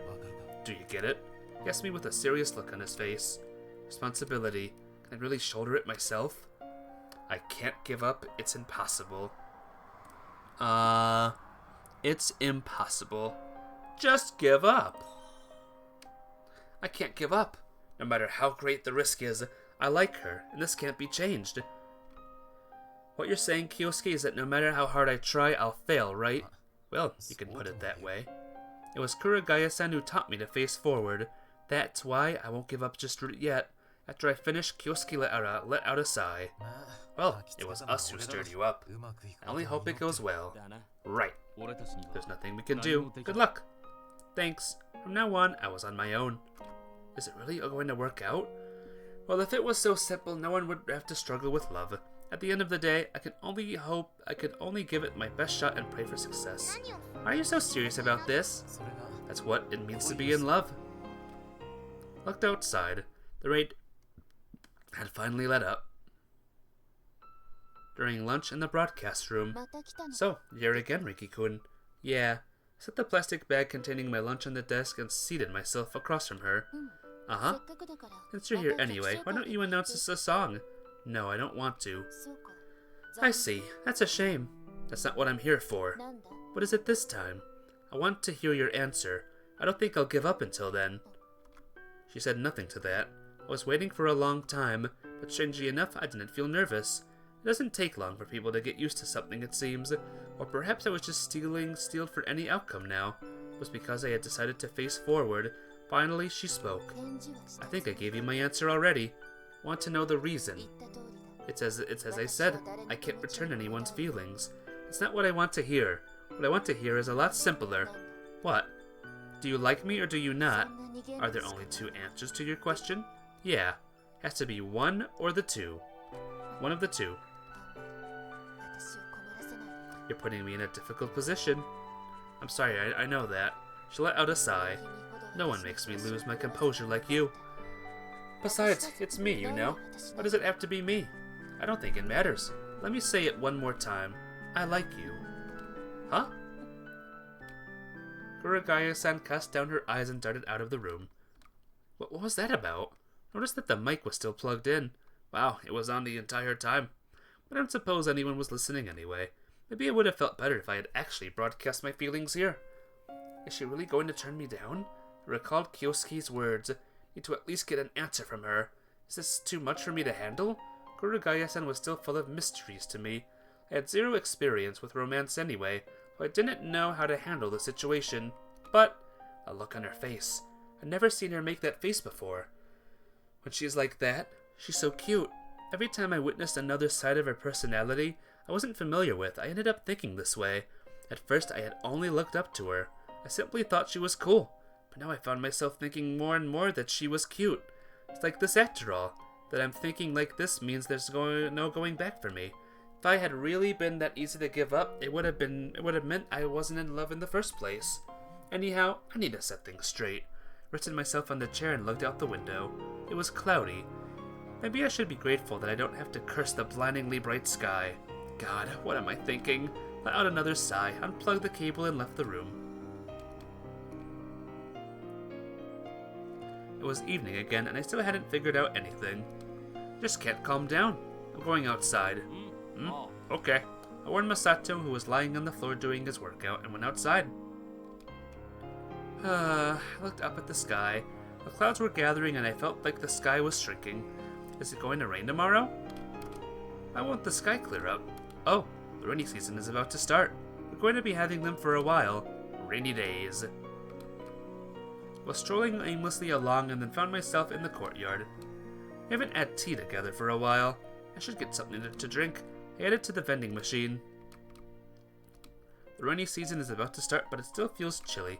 It's going to be more damp during the rainy season. It's going to be even more unpleasant. Why do we even need a season like that? My feelings were damp too, so I decided to get some hot coffee. Black with no sugar, the way Kurugaya-san always drank it. I sat down on one of the worn-out stools in the corner of the courtyard. It's bitter. The coffee tasted bitter to me. I felt that was proof that I was still a kid. This thought made me taste even more bitter. Riki-kun? Eh? I turned to the voice. Hey, Kurugaya-san. Ow! I spilled coffee on my hands. No need to be surprised. Why are you here? I wonder why. She quietly seated herself. I don't even have anything to talk to you about. Why did I stop you? I just don't get it. Don't look at me. I don't know either. But there's no question that you're the main cause. I always lose my composure because of you. She sighed. I didn't sleep well yesterday. I don't know why I was so buoyant. I couldn't get your words out of my head. Ah! Damn, what's wrong with you? Wait, don't get mad. Was she that concerned about it? She let out another sigh. What's so great about me? I don't know. You don't need a reason to fall in love with someone? Well, maybe I'm just strange like this. I think this is quite normal, though, and I think I know when it started at least. First it was because I thought she was cool, and I gradually found myself liking her more and more till I ended up where I am now. I don't understand your feelings. I see. I think my tragedy is that I've never had this feeling before. Before I met you guys, I didn't realize how unfortunate I was. I didn't know what was fun and what was boring. I didn't know a thing. Not even when it is to be in love, or to like someone. But now a little. That was my small wish. Maybe just a little. The more I understood it. I think I understand. The more curious I became about it. I was happy to hear your words. Wanted to find out what it meant to fall in love with someone. That must mean that, so I wish to see what happens next. We feel the same way about each other. Not knowing anything, I did it. Neither of us said a word. Then I felt a drop of water on my nose. The rain was starting to fall down. These are my true feelings. She spoke in her usual tone. You're blushing. What? I was happy to hear her answer, but she just looked so funny right now. What's with you? I'm happy. Yeah, I'm really happy. You're happy? It's starting to rain. Yeah. It'd be bad if you caught a cold again. Well, it'd be fun to check up on my sick boyfriend again. Your boyfriend? Wasn't used to hearing that.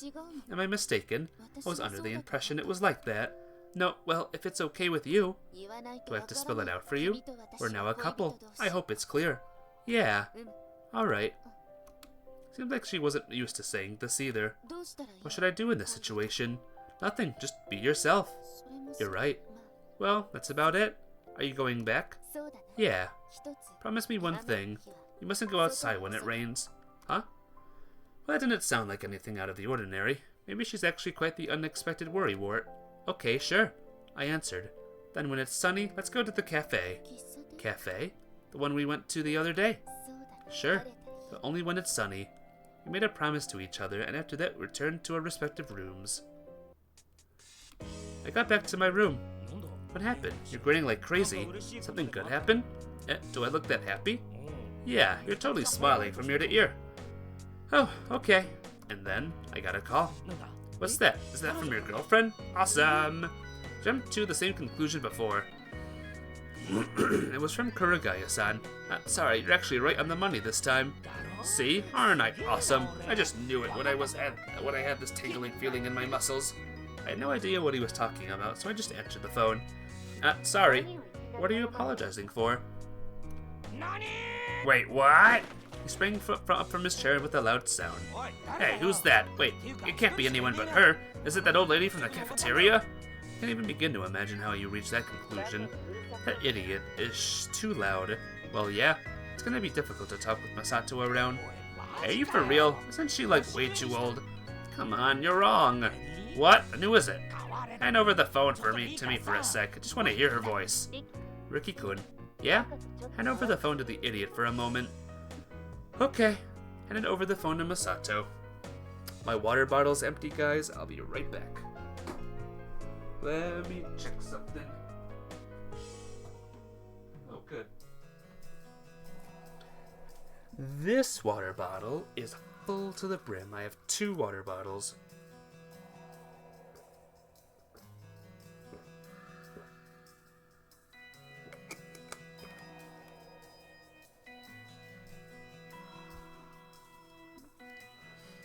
It is hot today, by the way.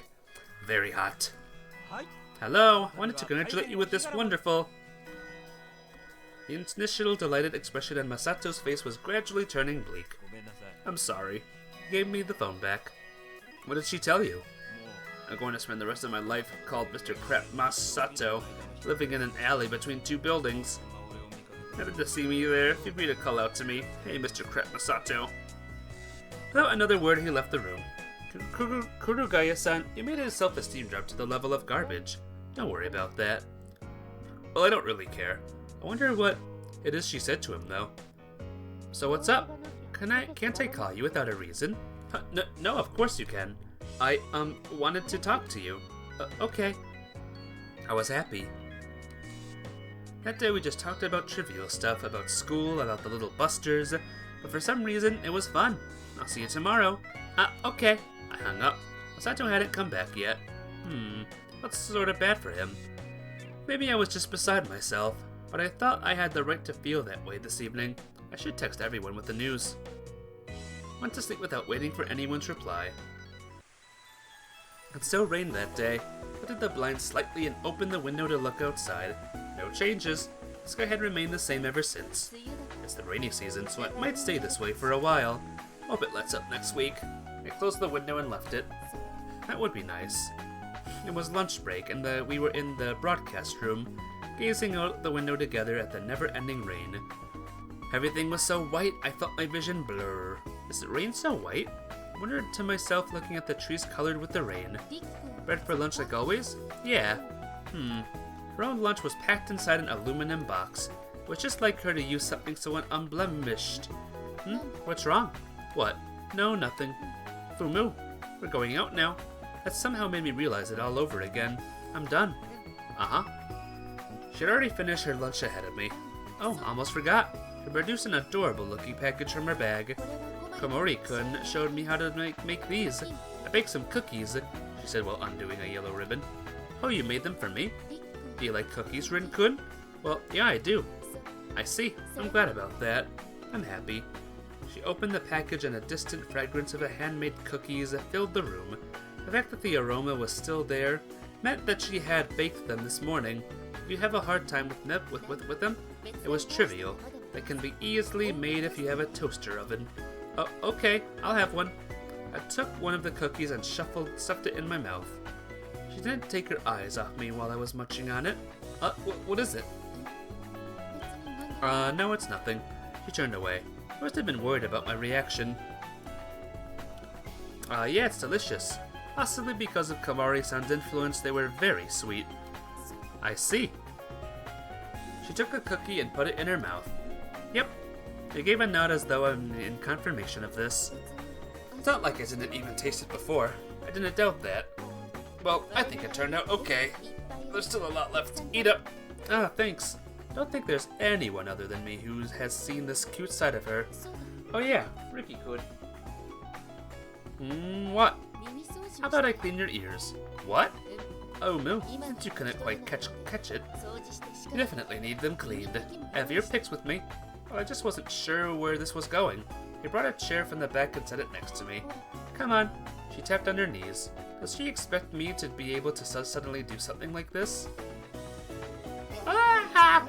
He clogged like I thought. Ow, ow, ow! Able to put up a resistance, I lay on her lap and let her clean my ears. Does it feel good? Yeah. I was embarrassed to begin being in such a position.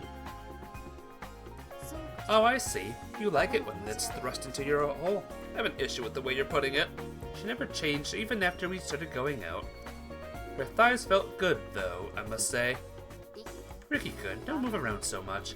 Sorry, I didn't realize I was doing that. I should try my best to stay still.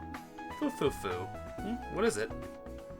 You're cute. I'm not really happy to hear that. Hearing her speak right next to my ear felt good in its unique way. Your cleaning is amazing. Okay, the other side. She twirled the cleaning pick around in my ear. One more time, please. Did you like it? Yeah. I was drunk with happiness. Next thing I knew, there was only 5 minutes left before the end of the break. Don't you need to make the announcement? Oh, don't worry about that. It's just a hobby anyway. Well, okay. It was hard to argue with that. That raises the question, why hasn't anyone been hearing the broadcast? I returned to the classroom and inspected the switch on the speaker. Didn't appear to be anything unusual about it. Besides, if it really was broken, general announcements wouldn't be broadcast either. What are you up to now? Nothing. Never mind. Kengo, do you really know about the lunch break broadcasts? You mean those occasional announcements? No, not that. Judging by his reaction, he didn't know what I was talking about. Maybe Haruka-san, who's close to Kurugaya-san, would know. What are you discussing? Oh, Haruka-san. Impeccable timing, Haruka-san joined the conversation. That broadcast during lunch. They do call me to the principal's office quite regularly. Oh my, this is so embarrassing. No, I'm talking about the one Kurugaya-san's doing. Huh? Yuini? She doesn't seem to know. Yuini is the lunchtime DJ? Then I want to become her assistant. I see. Thanks. Maybe something happened to the cable from the broadcast room. But I did hear it before. What can this be all about? The day ended without any major events. It rained for the rest of the day, so our practice was cancelled. I threw my body on the bed with a sigh. Never liked rain much in the first place. Perhaps due to what happened yesterday, Masato stayed out of the room in the evening. Being cooped up alone in the room, I was so bored out of my mind. Suddenly, I got a call. It was from Kurugaya-san. Hey, Sorry for calling so late. It's okay. Actually, I called you early. I'm glad you called. I was bored. I see. That's great then. Talked about this and that for a while, and the evening was over. My alarm clock disturbed my sleep. Light was still dim. Is it because of the rain? And it seemed like the sun would show up today. I must stay inside on rainy days. Promise that to Kurugaya-san. Well, whatever. I'll just hang out with Kurugaya-san in the broadcast room like before. But that's fun in its own way too. Kurugaya-san baked some cookies again. I was eating them as they spoke to her. I always wanted to ask, what? Why did you join the little busters? She pondered the question. Because it seemed like fun? Well, I knew she'd say something like that. You know, the tone of her voice changed slightly. I didn't know how to smile. She let out a sigh and continued. There's never been anything I couldn't do. Except, I don't know why, but I was never capable of expressing emotions. Honestly, I never smiled as a child. Even though that I could do things that no one else could do, something that was so natural to everybody else was impossible to me. My mother said to me once that no matter what admirable things I did, she'd be more happy just to see me smile. That's why I tried my best to smile. It was just a mask. I'd always put it on, and at some point I grew tired of it. So I enrolled in a boarding school as if to run away. The image of her reading a book in the classroom with a bored expression popped into my mind. That must be how she really was originally. But then I met you guys. It looked like you were having so much fun. I felt envious of you, wanted to understand, and finally I felt like I became human. Each and everything was so new to me. I felt like if I'm with you, a whole new world will open up to me like that. That's why I wanted to be together with you. I think you're making a bigger deal out of it than it is. Really? Being in love with someone is a big deal, I'd say. Oh, I'm sorry for talking so long. This is my first time talking about this sort of thing. I don't know how to keep it short. Another thing that's new to you, isn't it? I don't know the you from before you joined the Little Busters, but I don't think you have to worry about something like that anymore. I hope you'll discover a lot of new things too. Yeah, me too. Felt like I was watching a child explore the new world for the first time. There surely must be a lot of things she doesn't know about. Hope she'll be able to discover them one by one. I want to see how much longer there is left in this chapter. I know, guys, I know. But, I'm just curious. Don't mind me. While, I'm looking, everyone watching this on, whatever, on,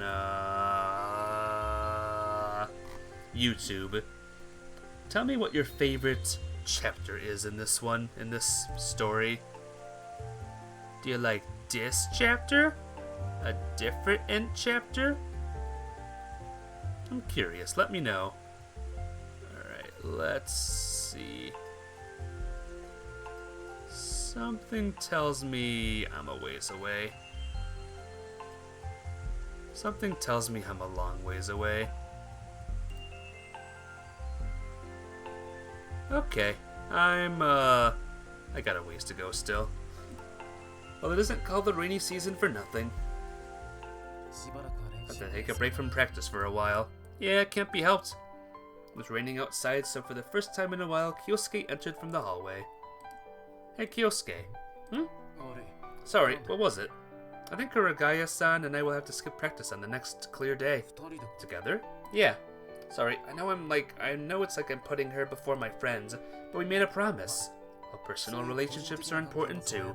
If it's going to help you become better friends, go for it. Wait, what do you mean friends? The school bell resounded. Okay, we gotta go back now. Okay. Maybe he meant that we're still not close enough to be called a real couple yet. Lunchtime. She leaned her elbows on the desk and gazed out the window. No sign of it letting up soon. Yeah, true.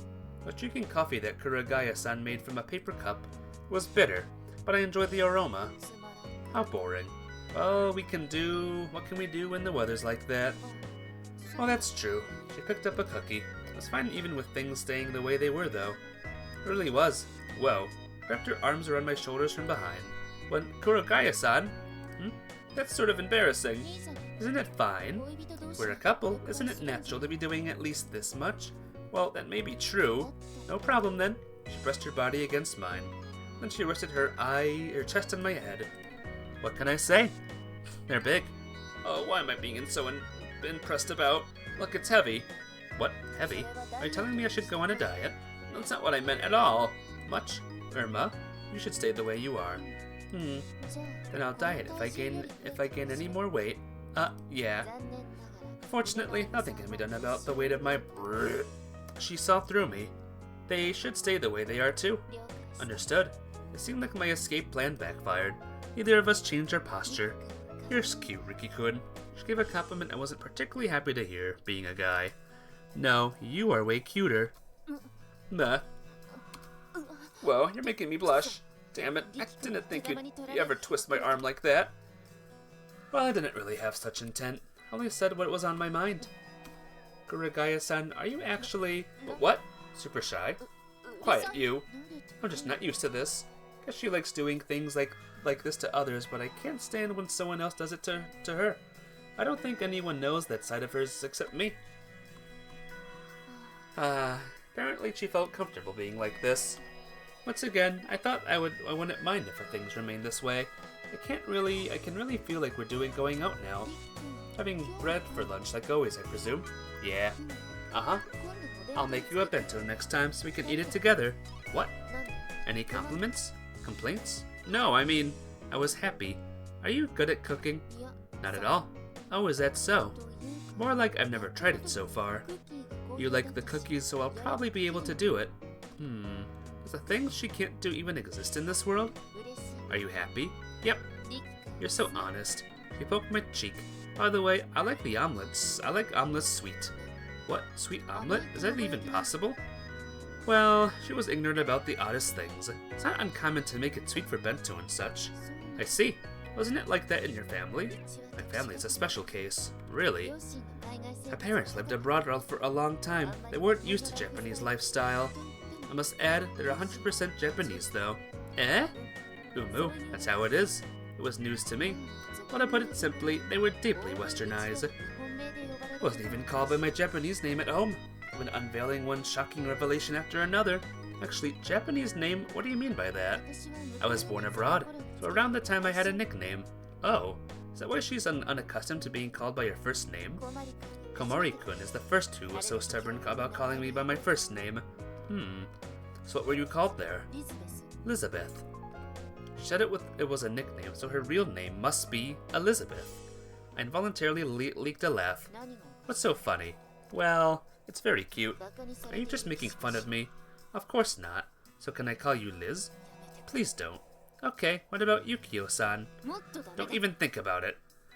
She locked my head in a sleeper hold. What? Give up, give up! She let go. Besides, the only one allowed to call me by my first name is my future husband. It's still too early for you. What are you grinning about? You're so cute. What? Okay, I'll keep calling you Kurugaya-san for now. Call me whatever you want, I don't care. Irritated, she turned away. No, wait, don't be mad.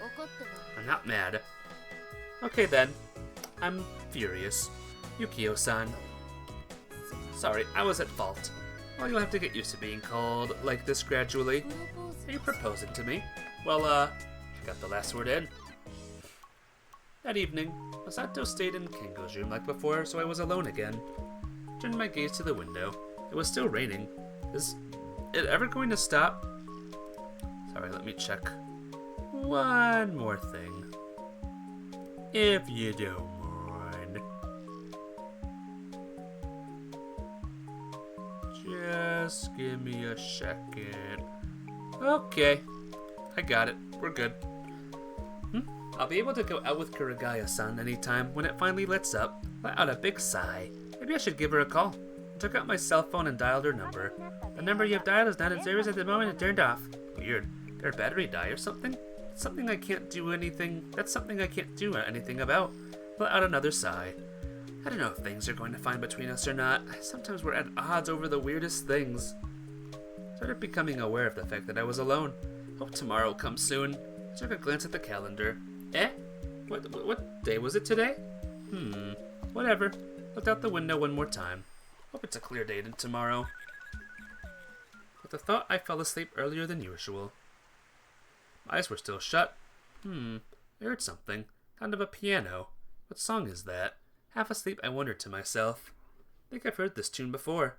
And also, the same thing happened before. It was evening. The wind was strong. I was probably by the riverside. The grass was rustling in the wind, or that's how it felt to me. In truth, no sound reached my ears. They were fireflies flickering by the river. That's the image I got of them quietly dancing around in the darkness. If I ran through the grass, they'd all fly up at once. What a sight that'd be. But I only watched the spectacle from behind the closed window. Will I forget this dream as well, I wondered? It was still raining. Why won't it stop? This rain makes me worry. About what? About them. Oh, realized I hadn't seen any cats around Rin lately. Well, I'd constantly been together with Kurugaya-san, so maybe that's part of the reason. Why won't it stop raining? We're sipping tea in the broadcast room. I gazed out the window again. Even in the rainy season, it's not supposed to rain this much. Something is off. Whoa. Wrapped her arms around my neck. What? Nothing. Okay. She seemed to like doing that. Didn't mind it either. I kept gazing out the window like that. Foo. What? Nothing. I was getting embarrassed. When will it stop? I wanted to hide my embarrassment. I'd like to know too. We can go when it stops raining, right? What are you talking about? Didn't we promise that when it clears up, we'd go out to that cafe for a date? Oh, right. I know a good place near the station. It's a bit expensive, though. If only they had free refills. Hey, are we going to the same place as before? Is that so? Yeah, that place in the shopping district with free refills and all, where we went for our first date. I see. Yes, you're right. Did she forget? Is that even possible? Wait, suddenly remembered.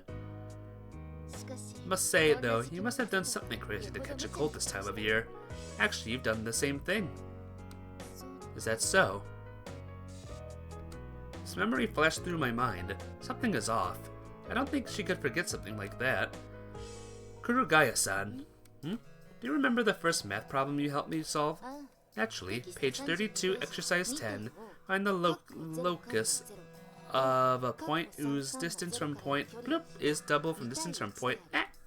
She doesn't want to forget something as important as that. So what's your point? Are you testing me again? She got me in the headlock. No, forget it. Okay then. I'm just reading too much into it. It's not perfect either. What's really strange is, will it ever stop at all? The rain. Just keep sighing, don't you? Oh, do I? Uh-huh. If someone videotaped you and then played it in fast forward, it seemed like you're panting obscenely. I see. Let out a sigh. Okay, she certainly has a point. Riki-kun. Say ah! She pointed a cookie at the tip of my nose. No, this is embarrassing. You won't even let me do that much? But... She was leaning over my body, so I tried to struggle free. Bump. I felt the sensation of her breast against the back of my head. Bump bump. You like my breast that much? No, I'm sorry. Well, I don't really mind. Some things never changed. Okay, here's your punishment. Say ah. Not fair. Not getting through again.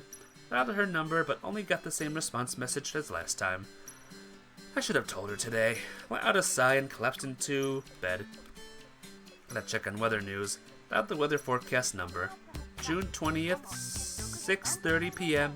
Current weather condition. Chance of rain 90%? At this rate, it's even going to rain on the day off. Day off? Took a look at the calendar. June 20th, Wednesday. Wait, last Sunday, June 17th. How many days ago was that? I don't remember, but I think that for the last 3 days, I had always been with Kurugaya-san in the broadcast room during lunch. Weird. Need to calm down and think it through. First, I got some cookies from her. I learned why she doesn't like being called by her first name. When was last Sunday? It'd be just strange if the day I confessed to her wasn't Sunday, but on that day I went to school like always.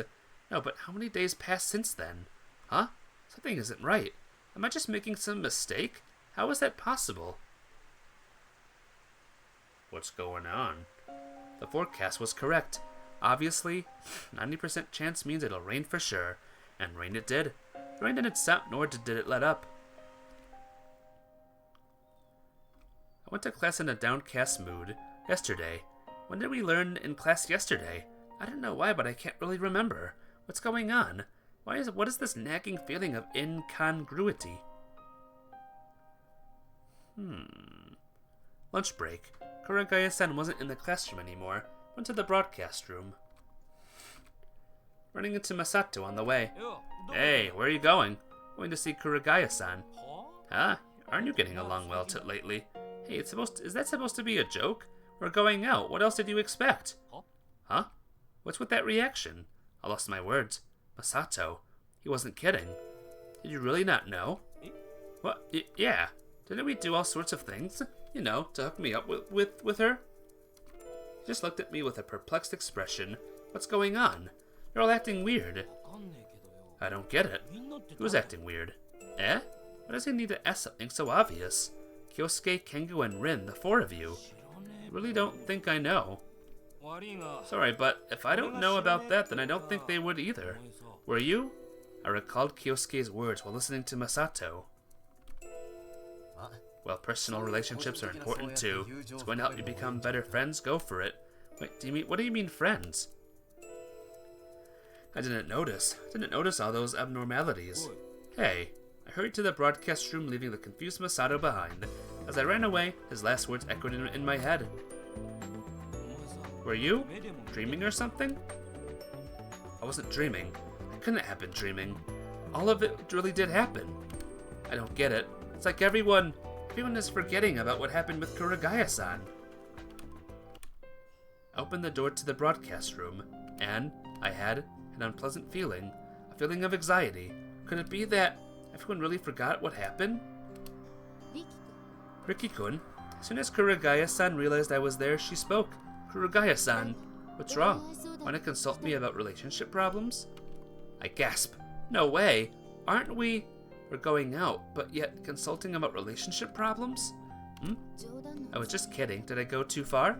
Eh? I didn't think you'd react like that. I'm sorry.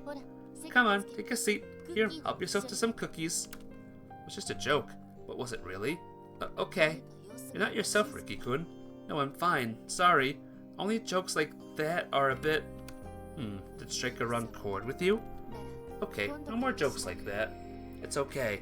Some weird things did happen, but they just happened to overlap with their joke. I'm sure that's all it is. Yeah, that's all. But even if it's true, I can't find an explanation for what's going on. I was alone with Kurugaya-san during lunch. I was munching on a sandwich, not being able to shake off my doubts. Kurugaya-san was acting like always. It was just more and more things I didn't know about. The feeling of uncertainty was growing into anxiety. Riki-kun? Eh? What's wrong? Wrong. You look like you're concerned about something. No, it's not like that. I think it's only because of the rain. Sorry, let me check. Alright. We good. Don't mind me, just checking things and stuff. Okay. Well, whatever. Wait a bit. I'll get you something cold to drink. No, I'm fine. It's okay. I'll get it for you. With that, she walked off, out of the broadcast room. Really, nothing has changed at all. What's going on? I laid my forehead on the desk. My finger accidentally touched a memo pad. Must belong to Kurugaya-san. I shouldn't be looking inside. I should just close it. Suddenly, something caught my attention. On a plain-looking page, there was a written memo. On the top, I'm going out with Riki-kun. Making cookies every morning. On our first date, we went to a cafe. What? What's that about? Looked like an ordinary memo. What it said? Why would she need to write something so obvious like I'm going out with Riki? Things one writes as a memo pad are things that you want to remember. Things that you don't want to forget. Besides, on our first date we went to a cafe. Why does it come after I'm making cookies every morning? What's wrong? Didn't we promise that when it clears up we'd go out to the cafe for a date? Oh right. I know a good place near the station. It's a bit expensive though. Like they had free refills. Hey, we've gone to the same place before. That's so. Yeah, there's having free refills and stuff on the first date. It was then, so that means everyone except me, even Kurugaya-san, is forgetting. How is something like that even possible? It's almost as though only the things concerning Kurugaya-san and me are slipping away. Why is this happening? I was astonished. This is impossible. It can't be happening. Here, I brought these for you. This for you. Is there really nothing wrong? She set down a paper cup before me. Kurugaya-san. You didn't forget, right? Not forgetting that we are going out, are you? Whatever are you talking about? Well, I don't even know myself. That's like worrying about a meteor falling to Earth. There's no point. It's useless being worried about something that can't possibly happen. Yeah, you're right. It's not possible, is it? Well, isn't that a given? You don't need to worry about something like that, she said and lightly smiled at me. But something about the world isn't right. Something's wrong. Another morning comes. Snow! Snow. It's snowing. A snowflake lands on my hand. It immediately melts because of the warmth of my palm. This isn't possible. Slightly chilly, but it's still June. A mixture of snow and sleet is falling down. Probably melted as it falls already. But when I look up at the sky, it really was snow. Geez, as if rain wasn't enough, now it snows. It's weird. What is? How can it be snowing now? It's June. What's with this temperature? How is it goddamn possible? Hey now, what are you so mad about? What's up? Look, isn't it weird? It's snowing in June. I have no idea what you're taking, why you're taking it to heart so much. And it's not like things like this can happen anyway. See? Left around in the classroom. Nobody was talking about the snow as if it were something abnormal. Actually, no one was even discussing it at all. Isn't it weird? Maybe it's just me. Maybe I shouldn't mind it that much. I reached this conclusion. No, wait. What really is weird is everything around me. Huh? What are you talking about? I didn't seem to have any doubts. What's going on? I kept thinking during class. It was just a normal lesson. Yesterday, nothing out of the ordinary happened. But what about the day before yesterday? And before that? I forgot. It's not normally possible for a meteor to fall to Earth. But can the current situation be called normal? I'm obviously gotten lost in some strange place. And I'm the odd one here. Everyone else is an inhabitant of this strange place. For them, everything that happened is something natural. I'm the only one who thinks of it as strange. Masato. Huh? Yeah? What day was it yesterday? Another weird question, huh? It's the 20th today, so it was the 19th yesterday. Yeah, of course. You look tired. Are you getting enough sleep? You don't mean to say my snoring is that bad. I'm already used to it. Besides, Masato wasn't in the room yesterday. It's not that. Yeah, I guess I'm just not feeling well. Are you okay? If you got a cold, I know a good medicine. Well, I'm just gonna leave early today. And one more thing. Please leave me alone for today. Okay, thanks. Okay, let's face it. I'm in some strange place now. Need to confirm it. It can't be the 20th today, so where did things begin to go astray? I mean, even if Kurugaya-san really forgets everything, then I'll be all alone. Went back to my room. It's drink time again. I don't know when you're all watching this, but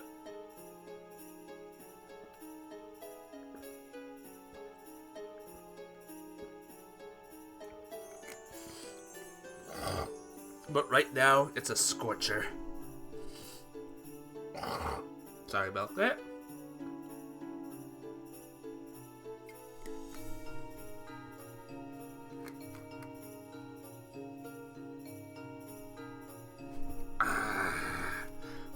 Suppose for a second that the 20th will never end, then this calendar will never reach June 21st. It's that simple to check. With that, I can make certain of it. Finally, the sun went down. It's too long. One day is too long. Wonder what Kurugaya-san is up to today. Was probably waiting for me in the broadcast room. Oh! I didn't say anything to her. Decided to apologize to her over the phone. But I couldn't get through. So I decided to text her instead. Her phone was out of service. That happened before. Wait, after that, didn't she give me a call? It's not just about Kurugaya-san and me. There are plenty of strange things happening.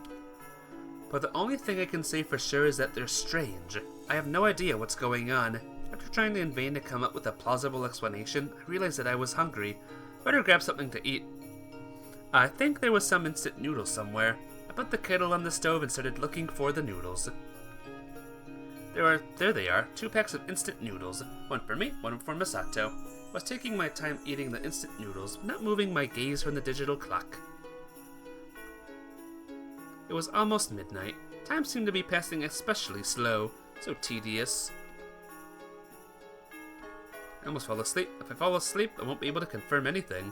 I should go wash my face. My consciousness was fading away. It never happened at night before.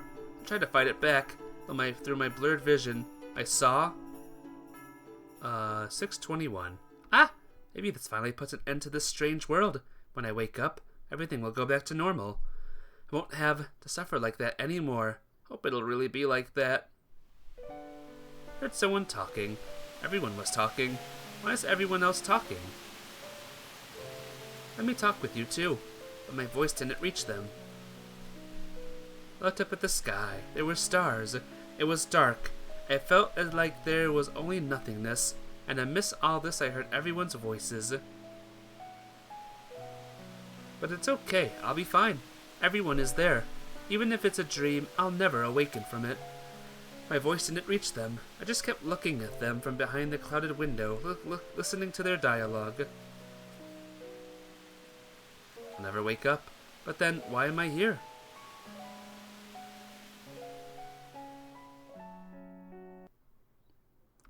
I woke up. The time was, should I glance at the digital clock, 7:32. The date, 6:20. I felt like my heart was about to leap out of my chest. I was stunned.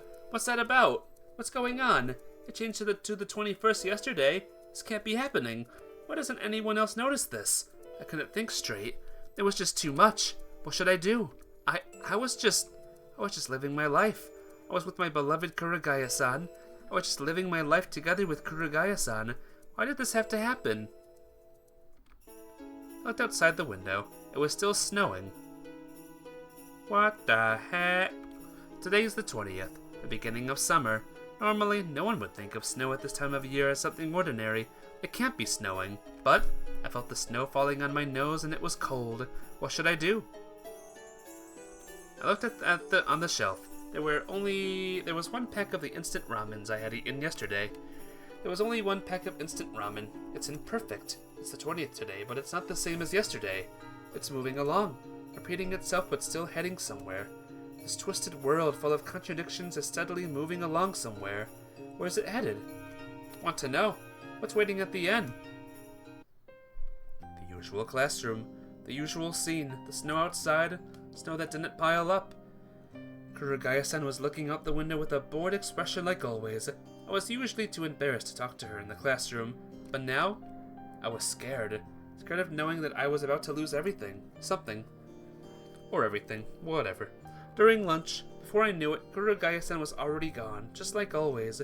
Everything was just like always. I walked out into the hall. Hey, where are you going? Misato called out to me.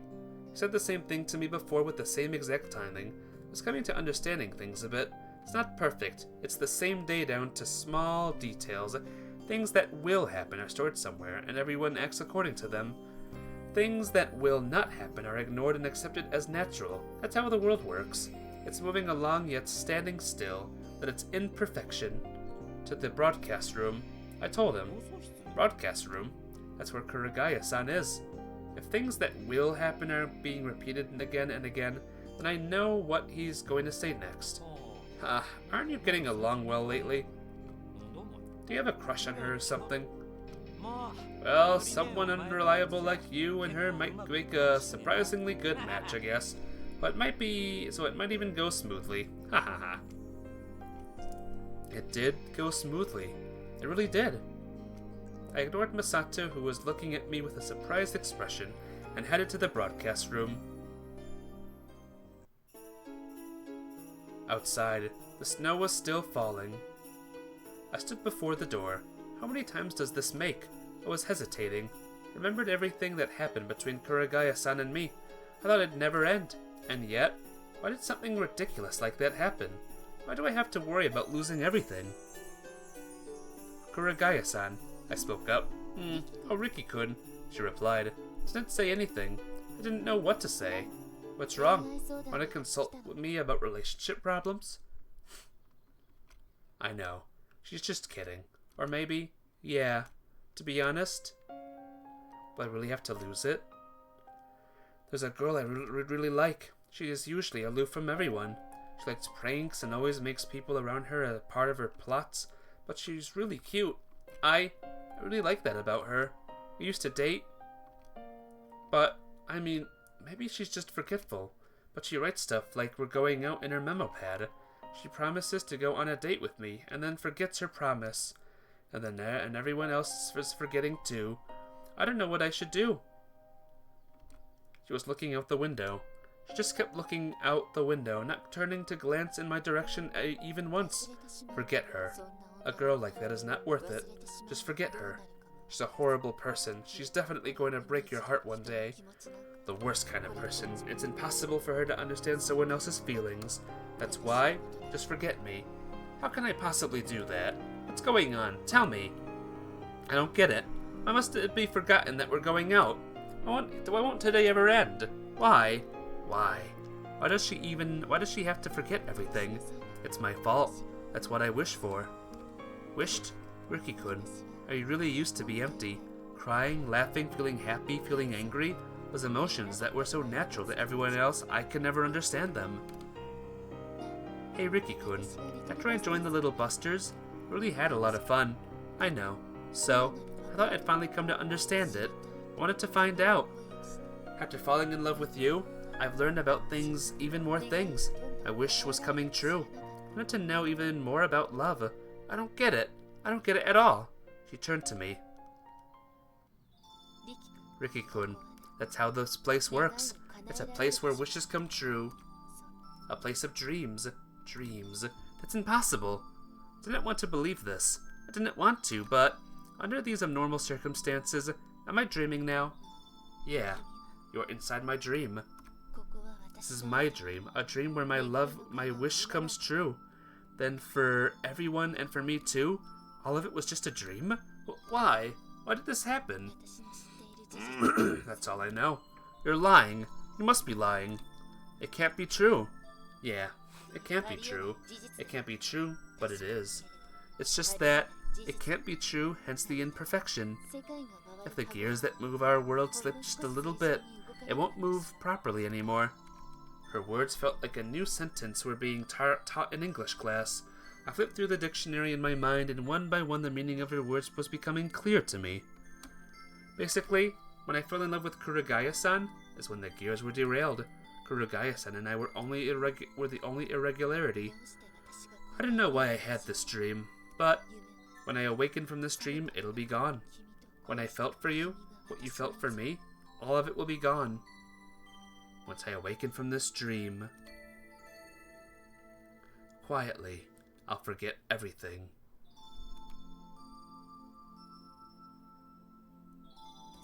I don't want to forget. I tried to oppose it too. I tried not to forget, but it was in vain. Besides, this dream will probably end soon now, meaning that everything that happened will be forgotten. Everything that happened in this dream, if it only were possible, wanted to remain here like this forever. I still remember it, how I was dating you, but the memory is getting dim. I can barely recall anything. I no longer remember what I talked to you about what we ate together. When I forget everything, that's when I'll awaken from the dream. And this June 20th will surely end. This dream driven by misaligned gears will end. No way! I don't want that. I really was here, and I really fell in love with you. For all of it to be forgotten, I don't want that. I know. I wish. If only it had ended before I realized anything. Kurugaya-san! I didn't know. What's it like to be sad, to be in pain? I had no idea that my heart could hurt so much. When you like someone, when you fall in love with someone, and then have to say goodbye to them. I didn't know how it feels so sad. I wish I never learned this. The feeling, I wish I never experienced it. Can't we still do something? I don't know. This is all that I know. Repeated her words in my mind one more time. I scrutinized everything she said. Kurugaya-san said those words clearly. The end and goodbye.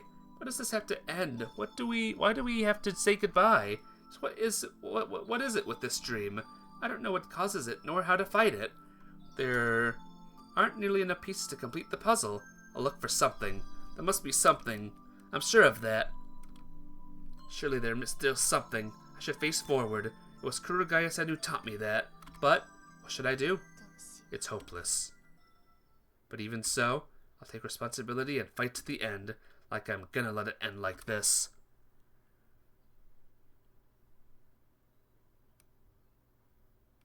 Oh?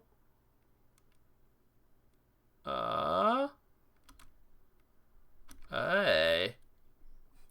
Hey. Very strange, guys, isn't it? Very, very strange, this one.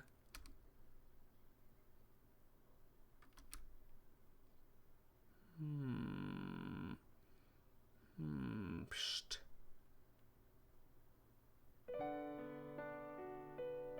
I wonder when it all started. Why did this story have to end, I asked.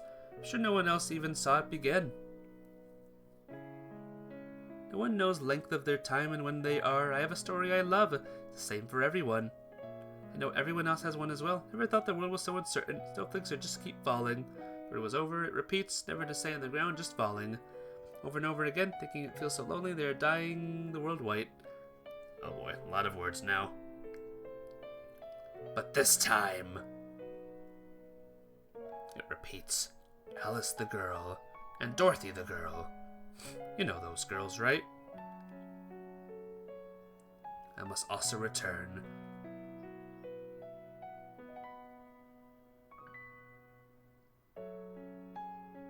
This feeling, is there a name for it? Deja vu. I wonder if my voice will reach them.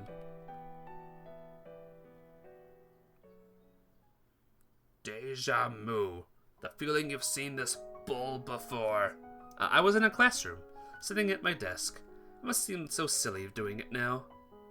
Everyone was acting as always. They all looked like but marionettes without a will of their own to me. I couldn't help thinking this way. In this abnormal world, they just keep acting like always, not questioning anything. I was the only one watching this puppet show from afar.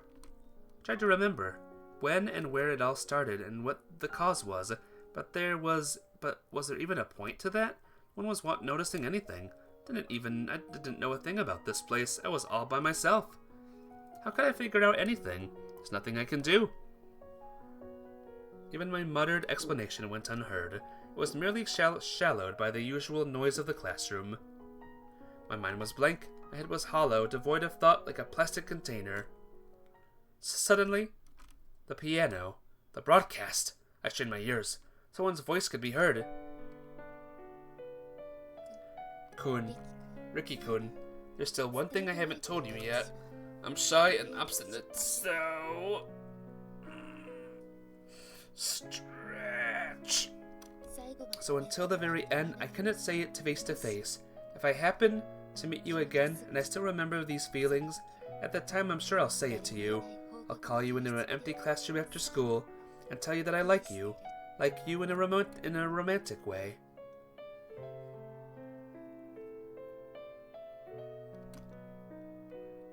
It was a goodbye. Why? Why isn't anyone listening? I know you can hear her voice. Why isn't anyone listening? I screamed, but no one turned to me. It seemed like not even my own voice would reach anyone's ears any longer. This isn't fair. The gears could no longer be shifted back. The sound of a piano remained in my ears. The artificial sound of an electronic piano. The piano. The melody that no one could hear. I was always listening to it. When it was raining and when Kurugaya-san began losing her memories? When it was snowing too? I was always listening to it. I finally found the only rift in this world. If I can still get through to her, Took out my cell phone and dialed Kurugaya-san's number. Let me have dialed as the service is turned off. Didn't connect. Dialed one more time. Just one time is enough. But it was useless. I can't get through to her anymore. Must have been an omen. Sorry, let me check again real quick. Just give me a sec. Okay. I should go up to the broadcast room soon. Left the classroom.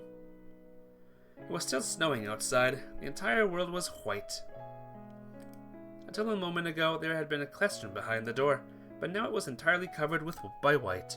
Behind the door was a perfectly white space. I could hear the classroom noise from far away. The classroom was just before my eyes, but it seemed so far, meaning that the stream is coming to its end and everything is awakening. Everything is disappearing from the stage now. Unnecessary. I realized that once swallowed by the white, everything would be gone.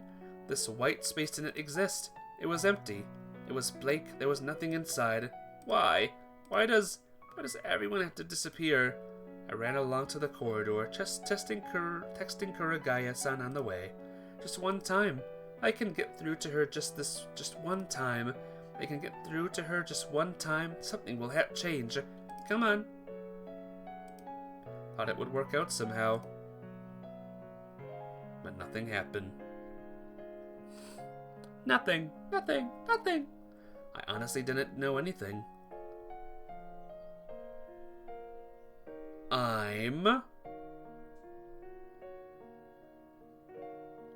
I had enough. I don't have anything else to say.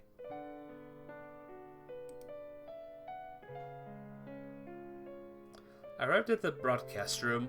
I ran to the electric piano near the window. That is signaling the beginning of something new.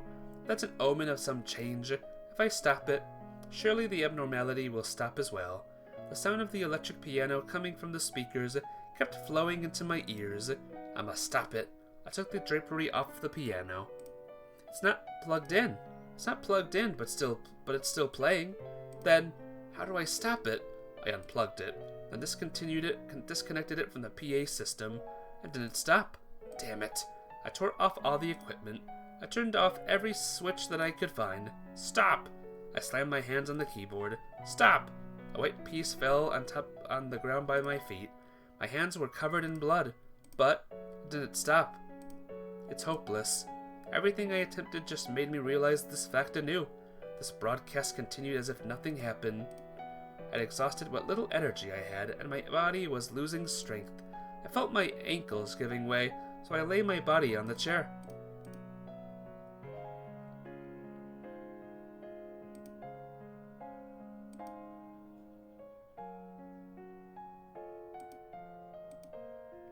Huh. Psst. All the girls and the dudes.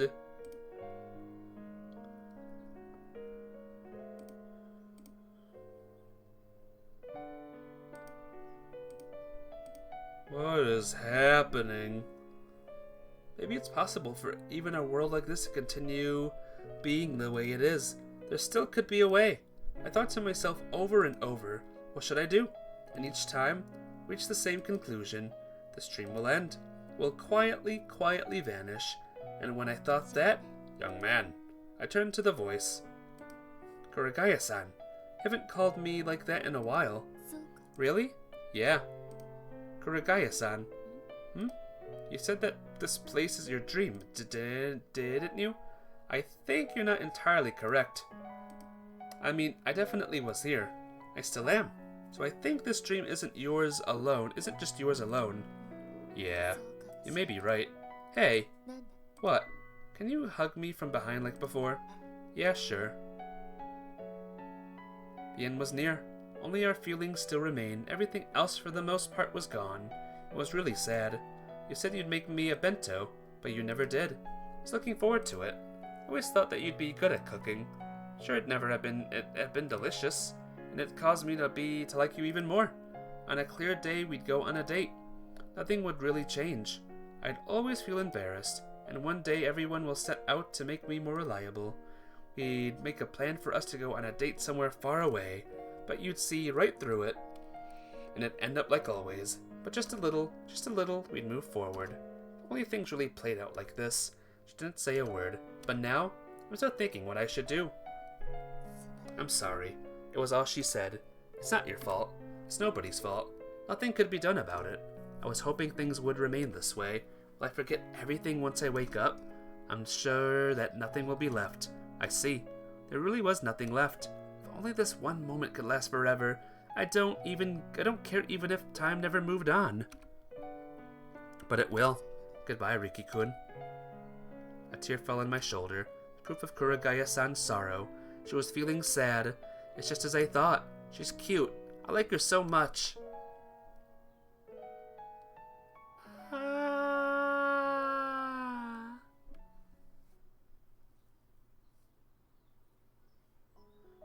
In the beginning of summer, as the clouds covering the sun moved away, its shine started glinting on the concrete surface of the school building.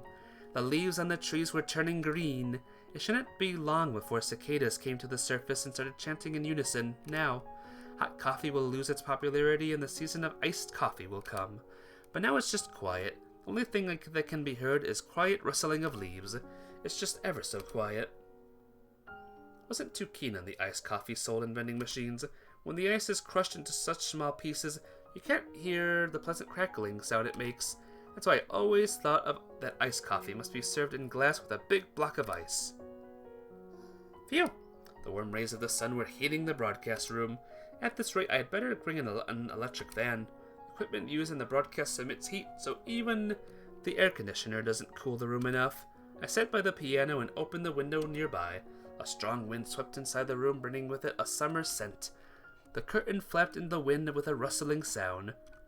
I noticed that my phone had lit up. I got a message. It was someone I don't know. The content of the message. Doesn't seem like my reply will get through. But, even while keeping my expectations low, I still replied. Looked at the name of the sender once more. I cannot possibly know it, but just seeing it really tugged away at my heart. Made me feel both happy and lonely. Didn't know how else to describe my feelings at that moment. After that, I closed my phone and put it back. I turned my gaze out the window. Piano! I'll definitely come there, so wait for me. Hope he comes soon.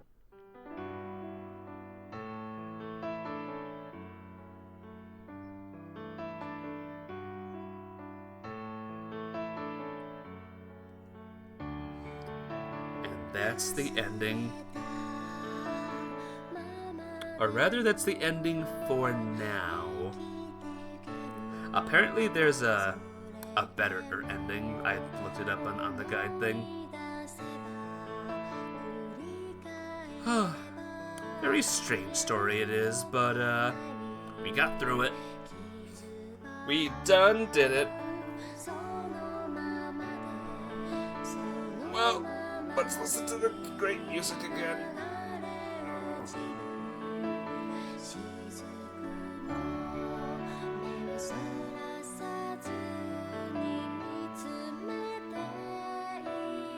Okay, now we can start the next scene, the next story.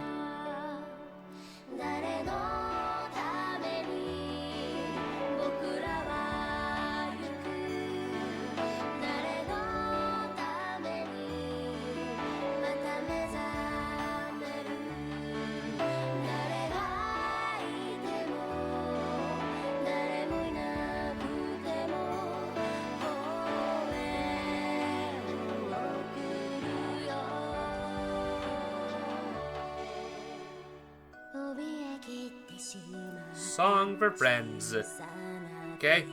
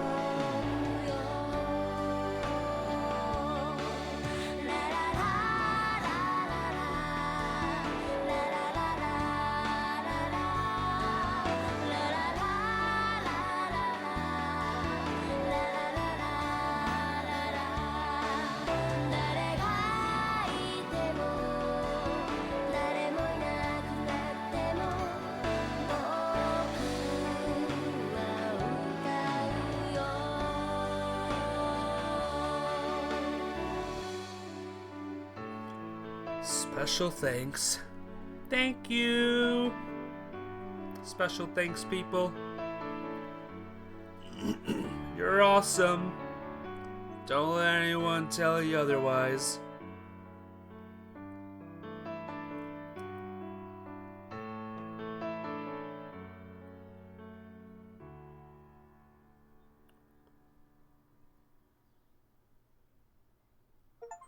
Yay! Woo! Awesome! And now, who is next? In the list of the order, it is none other than... I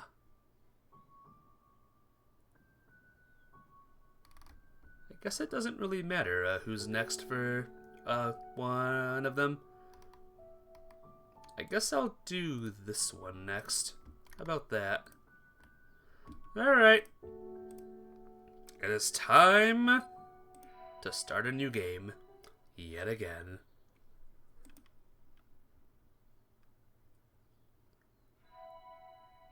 Shing! Kyosuke's back!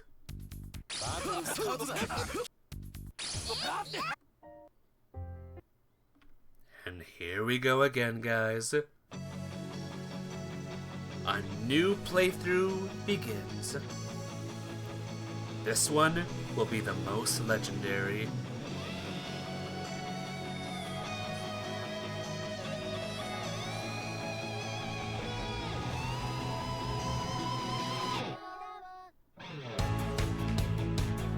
It's a good song.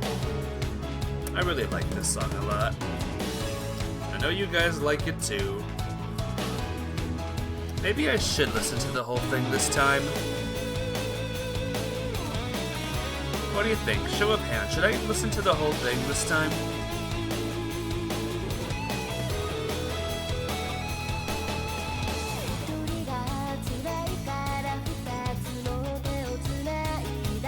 Nah. We gotta keep going, guys. I'm gonna get a lot of hate from that one in the comments. What are you doing, Ultima? I wanted to hear that! You're a monster, I hate you! Wait a minute. Wait a minute. It's not okay. You're nitpicking like a teacher. Okay, how about this? Aura, Saito, Su, I'm Saito. No, wait a minute. Not okay. Try thinking in reverse. Omana Saito, you're Saito. Not okay. You're nitpicking like a teacher, and you think of one. Okay, because it's close to Ogayo Gozaimasu. Oh, Oniga Badabadabu.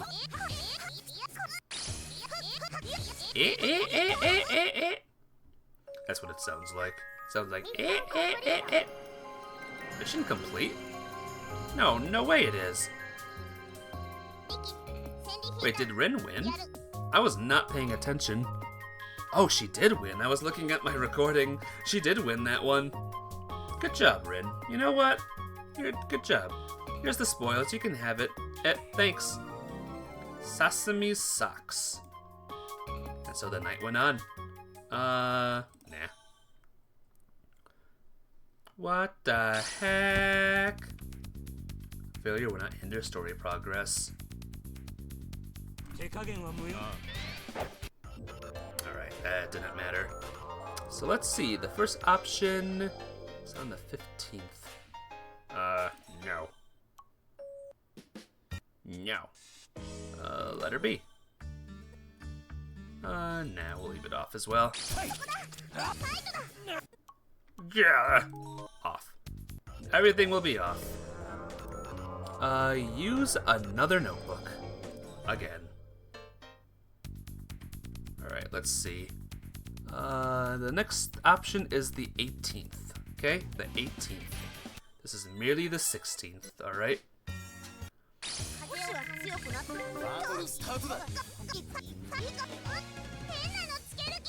Old smelling shadow. I knew you picked something weird for me! You do it. Call it a day. I could. What's up? Sorry, I'm not gonna get too involved. Sorry. Don't have it. Watch the battle.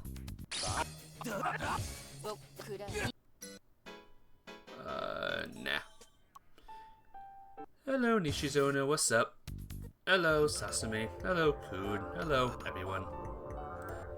Let's see. Stay in the courtyard. Yes, I will play with Masato.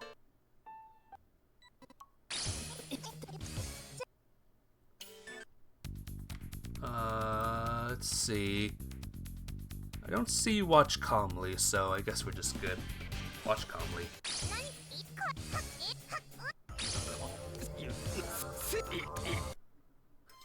Part of me wanted to see if the bird would win.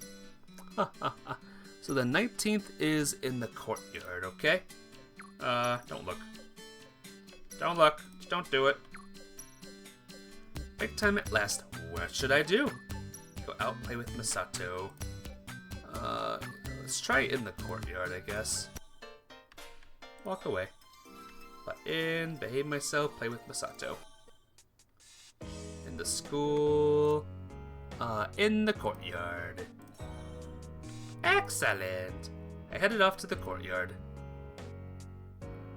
I looked around. There was Nishizono-san sitting under a Zelkova tree. Just occurred to me, but she must have been coming here to eat her lunch and read her books under that tree since the beginning of the year.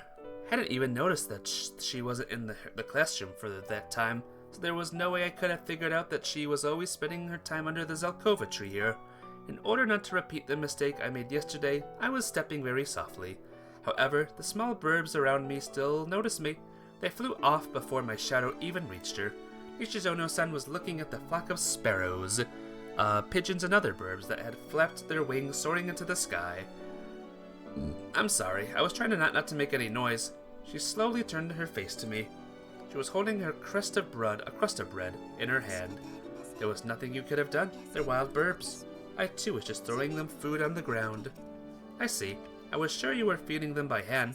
Unfortunately, that was not possible. Then here. She handed me a plastic bag with bread crust inside. Can I really have it? Wasn't that what you came here for? Yesterday, you really seemed to enjoy them. I'll help myself then. Begin munching on them in silence. It's sweet. Munch, munch, munch, munch, munch. It's like I always treat you, Naoe-san, to poor food. It's like in the song, a frightful demonic wife appears. So does that make you me subjugated husband? I don't recall becoming Naoe-san's spouse. It's a problem if you go against facts like that.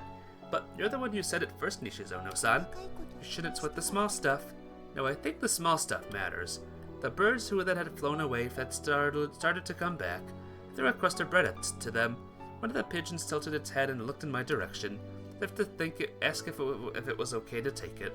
The bread crusts were tasty, but I was getting thirsty. Mumble, mumble. You have poor manners. You shouldn't have talked with your mouth full. Didn't your parents ever teach you that? Here. She poured some tea from a bottle and handed it to me. I drank it to clear my throat and replied, I don't have any parents. She suddenly looked apologetic. Forgive me. Even though I didn't know, it was still rude of me. Sorry, I didn't mean it that way either. Because I have the Little Busters. Little Busters. What are they? Allies of justice who punish evil. I became embarrassed once I said it, but at the same time, those words made me feel warm inside. Though lately we've only been playing baseball. She giggled a little. Then those allies of justice were the ones who hit me with the ball? Yeah, I'm really sorry about that. She was eating a sandwich with one hand while holding a book in the other. Isn't it poor manners to read a book while eating? The sandwich was invented 200 years ago in England by the Earl of Sandwich, who hated taking breaks while playing poker, so he could eat while holding cards with the other hand. So in honor of him, I'm eating a sandwich while reading a book. That was a rather abstract explanation. Then what if you were eating onigiri? Onigiri was invented by Baron Onigiri in the Edo period, who hated taking breaks while playing flower cards, so it's okay. Flower cards. Hanafuda. Yes. I don't think there was a title system in the Edo period. That was the only thing I said. Naoe-san, would you like one? She took a handmade sandwich from her lunchbox and presented it to me. Eh? I can't have you eating only bread crusts. Inside her lunchbox were sandwiches and a multicolored salad. The lunchbox was roughly half full still. Besides, it looks like I made a bit too much. If you don't help yourself to some, there'll be leftovers. I don't want to get on the bad side of the leftover monster. If I can't sleep tonight, it'll be your fault, Noe-san. Well, I'll have one then. To be honest, I wasn't particularly happy about eating bread crust either. I was grateful for the other. I took a bite and realized it was a ham sandwich with lettuce. A combination of mayonnaise and mustard went well out with it. Thanks for the treat. I ended up eating most of what she had left. It was delicious. It was nothing great, but thank you for your words. That's what I must say in the name of modesty. Yeah. Hey, Nishizono-san. Recall what Kyosuke had told me. Ricky, I love you. No. I frantically shook my head. I mean, about searching for members. I doubted she'd be good at sports, but she might still enjoy hanging out with us. Would you like to become an ally of justice, a member of the Little Busters? She raised her head at my words. It's a pretty embarrassing name. I couldn't deny that. Little Busters, you say? Yeah, Little Busters. We're playing baseball right now, though. We're still short on players. Right, searching for members. Need your power. Come with us, Nishizono-san. Wanted to see her join the circle. If you don't mind, would you like to play baseball with us? With the allies of justice who hit me with the ball, you mean? That is, well, come on, let's bygone be bygones. Perpetrator is not the one who has the right to say that. Then she fell into thought for a moment. Baseball. I'm gonna stretch. Oh, baseball. Maybe it might be interesting. Then can we go right now? However, the smile vanished from her face. I refuse. Why not? Wouldn't it be fun? It's fun for me, so I'm sure you'll find that it's fun as well. That is, when those words were spoken to me, I took the hand that was held out to me. But Nishizono-san, didn't you know that I'm always excused from gym class? That's how it is. She always avoids sunny places, always sticking to the shade. Sorry, I should have known. That's why, even though you've invited me, I must still decline. I see. Why? Normally, I'd have given up by now, but this once I still tried to persuade her. Nishizono-san, do you have a weak body? You're always carrying that parasol. I knew I was praying into private matters, but you never take time off from school. Even so, I continued to hold out my hand. Last time, you didn't answer my question. When you asked me about the book, I'll repeat what I said then. One day, ask me one more time. If I think it's appropriate to answer, I will. However, she continued to speak in such a quiet voice, I wasn't sure that she'd really said anything at all. I don't think that time will ever come. She returned her eyes to the book. It was a worn-out book with a subdued green cover. Whoops. Subdued green cover. It looked like the same book from before. She turned her eyes back down to the book and resumed reading it in silence. It wasn't like she turned me down cold, but I didn't think she'd want me to pry any further. I'll get to practice then. If you like, come watch our practice sometime. I think everyone will be glad to see you. She didn't reply, but I'm sure she heard me. My attempt to find new members had ended up in failure, but it was about time to meet up with everyone else. While walking along the hallway, I ran into someone I knew. Homework. Go, don't go. Let's look up to see if there's any more. Oh, there's not. There's nothing. Until the 21st. Go! Haruka, I guess. Basic donut. It's a miracle I managed to return every time without so much as a bruise. Mission failed.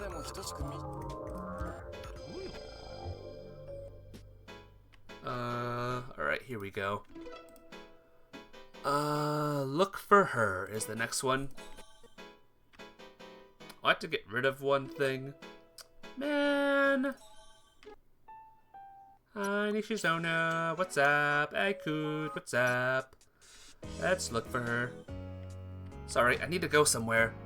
Sato had a puzzled expression on his face as I walked away from him. I returned to the classroom. There weren't many people left in the classroom, but I spotted one familiar face among them. Kurugaya-san, have you seen Nishizono-san? I didn't expect to find her so easily, but I asked nonetheless without any explanation. I have. I see. Thanks, I'll look elsewhere. about to leave when she called to me. Is there something wrong with your hearing? Or are you trying to say in a subtle way that you want me to lie on my lap and clean my ears? That certainly sounds like fun, but my knees are still too early for you. No, why are you suddenly asking this? Maybe I really should clean your ears. Well, I repeat it one more time, so if you're looking for Miss Nishizona, I did see her a while back. She seemed to be in quite a hurry. Did something happen? Actually, since when are you two getting along in the first place? No, that's not really it. Then what is it? Won't you tell Oni-san about it? There's something I'm worried about. I don't really understand it myself. But today I suddenly hadn't seen that scene which I had gotten used to during the past few days. That was the only reason. There are days when you want to go straight home and days when you feel like taking a small detour. I see. Miss Nishizono seemed to be looking for something. Looking?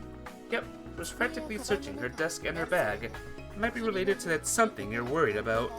So what happened after that? It seemed like she failed to find it and left the classroom. What was she looking for? Something that could fit in a desk or a bag, and couldn't it be that too big? Like a book? Maybe, or maybe not. You seem to be on the right track, young man. That's all I can tell you. She stood up. I'm heading to practice. Are you coming with me? Sorry, I'll be there later, or I might not be able to make it at all today. Please let Kyosuke and everyone else know. Who, using me as a messenger? Not bad, young man. I'm sorry. Don't sweat it. Be strong so you can be dependent on. She spoke from behind my back as I left the classroom. I had to do this to put my doubts to rest. Was probably overthinking things. Wouldn't it be that big a deal if that happened to be the case? But where on earth was she? I'd be able to relax if only I knew. Even if I tried to think of places she might be, there was only one that came to mind, the Zelkova tree in the courtyard. It's probably obvious who I'm going for this time around, by the way. I went up to the 4th floor. I went down to the 1st floor. I checked the passageway. And the school gate. The cafeteria. And the sports grounds. I stole a sidelong glance at everyone practicing there. And headed out once more for the courtyard. Nishizono-san wasn't there, but Rin was. Rin, have you seen Nishizono-san? I have. Really, where did she go? I don't know. I was just looking for the ball. Did someone hit the ball all the way over here again? She had the ball in her hand. Seemed like she found it already. I saw her under the tree a while ago. Seemed like she's not there anymore. Looks like she didn't ask Nishizono-san about the ball's whereabouts. Well, nothing I could do about that now. Thanks. Sorry, I was of no help. Ricky, aren't you coming to practice? Sorry, I'll be there later. I see. Alright, I got it. Too bad, I was just a little late. Only I knew her phone number, I could have avoided this mess. Constantly barely missing each other, it's like an old drama. I checked every place where I thought she might be, but she was nowhere to be found. Finally wandering around the expensive school campus. Wouldn't be productive, I figured. The only place left was the dorm. Sitting in front of the entrance to the dorm was Nishizono-san. She was just about to go in. Nishizono-san! She slowly turned around at the sound of my voice. What's the matter? Perhaps that was all I wished for was that she'd smile, even if only a little. What about you, Nishizono-san? What happened? What do you mean by that? Well, she wasn't under that Zelkova tree today. Did I have the right to ask her why? Always asking her why and what, it was probably as close as I was with her. Well, I hesitated. I'm not doing anything. She said as though there was nothing on her mind. But I was still noticed. Deep inside her eyes was a color I hadn't seen before, a dim light of intense sadness. It was telling me that something bad had happened to her. The expression in her upturned eyes was all too familiar to me, because I too had this look before. That is why I asked, you weren't in the courtyard today. Did something happen? And she answered, my book, she said as if forcing out the answer. I lost my book. She reached out to take the hand that I extended to her, like I once did when Kyosuke and everyone else held out their hands to me.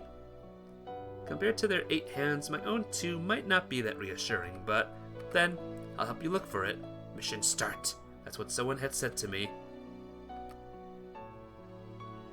Once again we entered the classroom, this time together. Neither Kurugaya-san nor anybody else was in the classroom anymore. Avoiding the dazzling rays of the sun that had permeated the room from the window, she walked up to her desk. I'm sure I put it in my bag this morning. Just to be sure, she slid her hand inside to check one more time. You had it during the afternoon as well, right? Yes. When lunch break was over, just before I went to change, she was thinking, I think I put it in my bag. I don't remember it clearly. That can't be helped. She probably did it more or less unconsciously. So you did have it before PE class. There was only a short time between the beginning of 5th period and when she noticed she had lost her book. She had been in the classroom since the end of PE, so she could only have lost it during that one period. At some point in that time frame, the book had been lost. Do you know if anybody else lost anything? That was the room where the girls had been changing. Considering this, it wouldn't be so strange if there was some people with bad intentions. Oh, bad. I don't think so. Well, that's how it is. Otherwise, we would have heard about it. Let out a sigh unintentionally. What a bummer. Noe-san, please don't worry about it. It can't be helped if we can't find the book. But it didn't just go missing on its own. Something must have happened to it. For example, maybe someone was playing a distasteful prank. They hid her book somewhere, or perhaps stole it. I don't think she even considered this possibility. Naturally, the girls at the end of the lunch break came to mind, but it was wrong to blame my classmates without cause. The book itself is just a thing. Even if I never find it, there's nothing to get upset about. It's not out of print, so I just have to buy a new one. She seemed to be fighting back tears while putting up a strong front. What's precious are the words written in it. What's important to me, for me, are those words. I read it so many times I've memorized it all. That's why even if I had never find it, I'm perfectly fine. But you'd be happy if you found it. That's right. Then let's search for a bit longer. I've yet to help you. Do people tell you that you're a busybody? Maybe I am. If you want to call somebody a busybody, that would be Kyosuke and everyone else. I'm simply following in their footsteps. What if someone hid it on purpose? I'd be really hurt if that were the truth. Do you still think we should look for it? Are you aware that there are people who would never imagine that an innocent prank could be unbearably painful to others? Of course I am. There are those with bad intentions in this world, but I believe that there is just as many people with good intentions in this world. Let's think it over one more time. Alright, she's not resisting. Ishizono-san, are you sure you still had it when you went to the classroom after lunch? Yes, I am. She nodded. However, you don't remember if you put it in your bag or not? She nodded again. What if you put it on your desk and started changing? Ishizono-san, where did you put your uniform when you changed? As I thought, your aim was to... You're interested in the uniform I was wearing. Just when I was starting to think a little better of you, Naoi-san, I realized I was mistaken. Thinking a little better of me, so what did you think of me before? That's discouraging. No, that's not it. She left the book with her uniform when she changed. She could have seen it after PE class when she changed back. But she didn't. Explain this to her. I see. I understand now. My opinion of you has improved again. It was difficult to tell when she was being serious or when she wasn't, but there was no doubt that she really was bothered by this. The book was already gone when I returned to the classroom. Let me ask you this then. Did you make it to PE class on time? Yes, just barely though. Was talking to me during lunch break before she went back to class, so given her pace, she'd inevitably be late.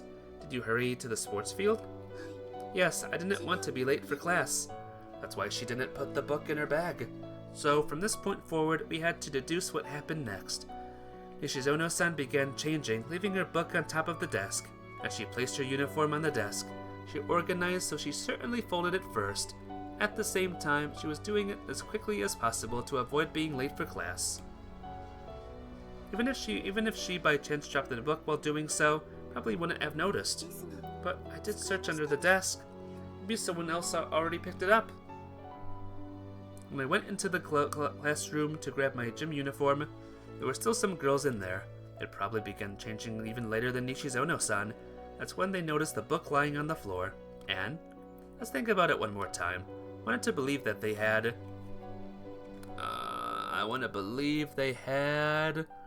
good intentions. Not bad ones. You'd normally want to return a book found lying on the floor of its owner. That must have been what they thought as well, but they didn't know who it belonged to. I was about the only one who knew that Nishizono-san was reading this book in the courtyard. Perhaps they found the book when one of them accidentally kicked it across the floor and would have left them without a clue as to where it might have fallen from. Not far-fetched to assume they could figure out whose book it was. Those were simply my assumptions, though, and I was afraid that I was overthinking things. But if I was right, they picked up somebody else's book, wanted to return it but couldn't, and PE was about to start. Probably put it in their own desk with the intention of searching for the owner later, but then they forgot about it, or perhaps left it for tomorrow. I'd be inside one of the girls' desks. One of the girls? I told her what I saw after lunch. Just a guess, though. One of those girls might have it, but it's also possible that none of them have it. Well, yeah. I think it's worth investigating. Remember their faces. Never really had the chance to talk to them. If they found out I searched their desk, they'd surely hate me. She lapsed into silence. Noe-san. Yeah? I'll be the lookout. Yeah, okay. Well, hold on. Am I the one doing it? I thought that was what you were getting at. Was I mistaken? Well, rather than mistaken, wouldn't it be better that the girl look in another girl's desk? In for a penny, in for a pound. You just said something scary. I sighed. Alright. Tell me right away if you see anyone. I tried the first desk. I felt something. Yeah, something soft. Red? Something wrong? No, it's nothing. There was also notes, dictionaries, and handouts and other stuff. Probably hadn't taken anything home yet, since it was the beginning of the new term. I wasn't the one to talk, though. My own desk was pretty messy. I tried to search while disturbing as little as possible, but I couldn't find anything resembling a book. But man, what a mess. Seems like girls' desks aren't necessarily all that tidy. I tried the second desk. The one was immaculate. I couldn't find anything at all. Was she taking everything home with her every day? That's impressive in a way. Looked at Nishizono-san standing beside the door. Without a word, I shook my head and she emotionlessly hung her head in response. Now to check the third desk. Ito-san's desk. Probability was even lower now, but if it weren't here either, I'd be out of clues. I carefully took the book out. It was a normal paperback book with a green cover. The cover was worn thin in places, proof that it had been thoroughly read many times by its owner. Here it is. Isn't this the one? Yes, it is. She nodded her head quietly. That's the book. I'm certain it's my book. Handed it to her, and she carefully clasped it in her hands. I'm so glad. Her voice was filled with genuine happiness. I am too. Why? Because I now know that you can smile like that. Noe-san, you're not making fun of me, right? She said as a smile brightened up her face. Thank you very much, really. Thank you very much. Nishizono-san, can I ask you something? What is it? What kind of book is that? I went silent for a while, and then finally answered. That's not playing fair. I guess it's not. You knew I couldn't refuse to answer, and you still asked me anyway. I can't deny that. Probably. It's not like I expected anything in return. You told me this before, right? What's written in that book is your own self. Noe-san. She interrupted me. Here. She handed me the book she was holding on to. May I? I'm not so rude as to say you can at this point. Thank you. Thank you. Bokusui Wakayama Poetry Collection. Tanka Arthur. Alright, cool. The title was written at the top of the cover. Bokusui Wakayama. I only knew that he was the poet who wrote for the Meiji period to the Taisho era. I turned the worn-out pages. On each page, there was a discoloration where one would hold their thumb. All books that are read have their own special characteristic. A long period of their owner's life was engraved onto the pages. It's like they reflected traces of their owner's heart. There was a crease on the book's spine. When my finger reached the page it was marking, it stopped as if held by it.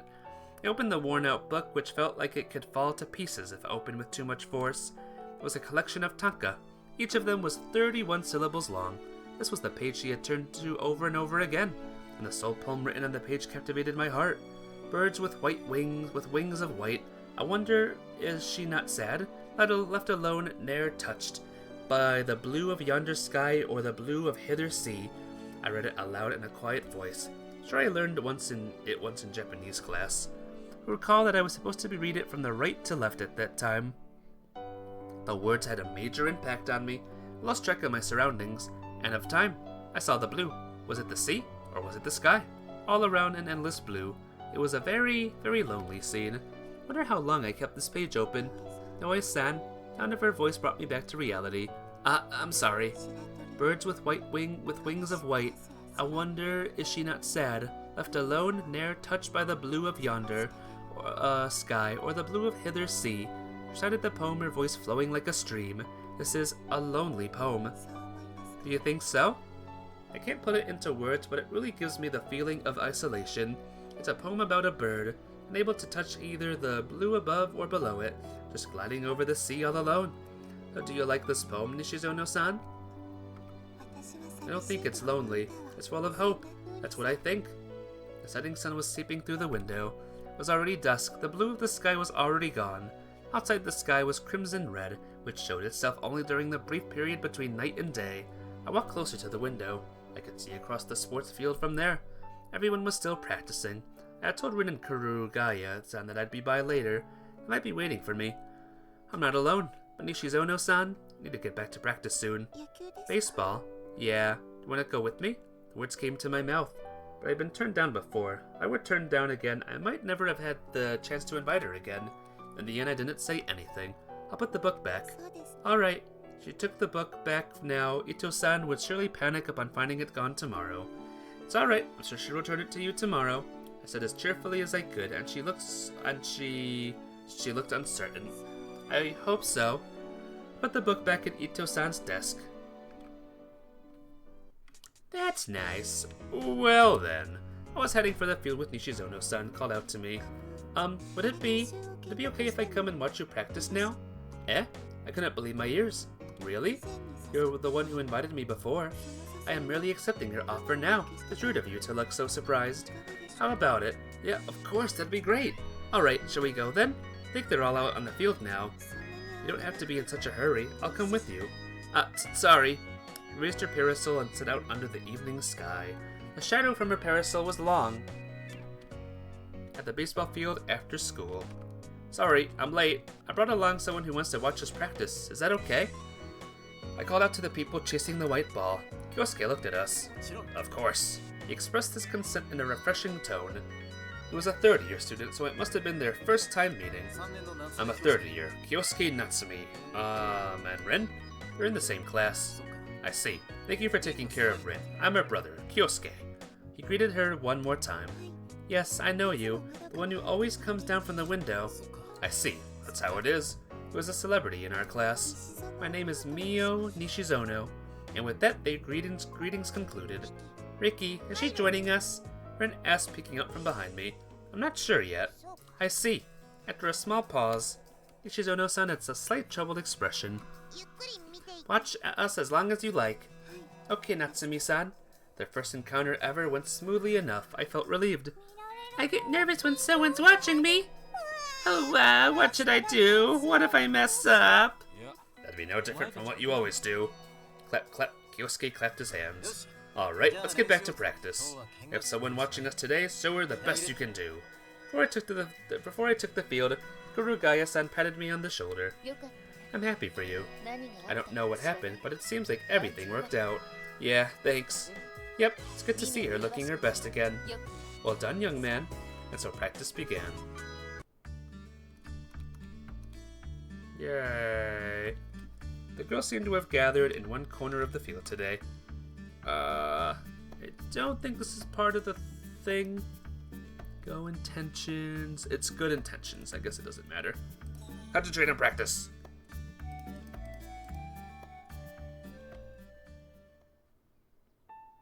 We resumed practice. Even during practice, I was worried about Nishizono-san.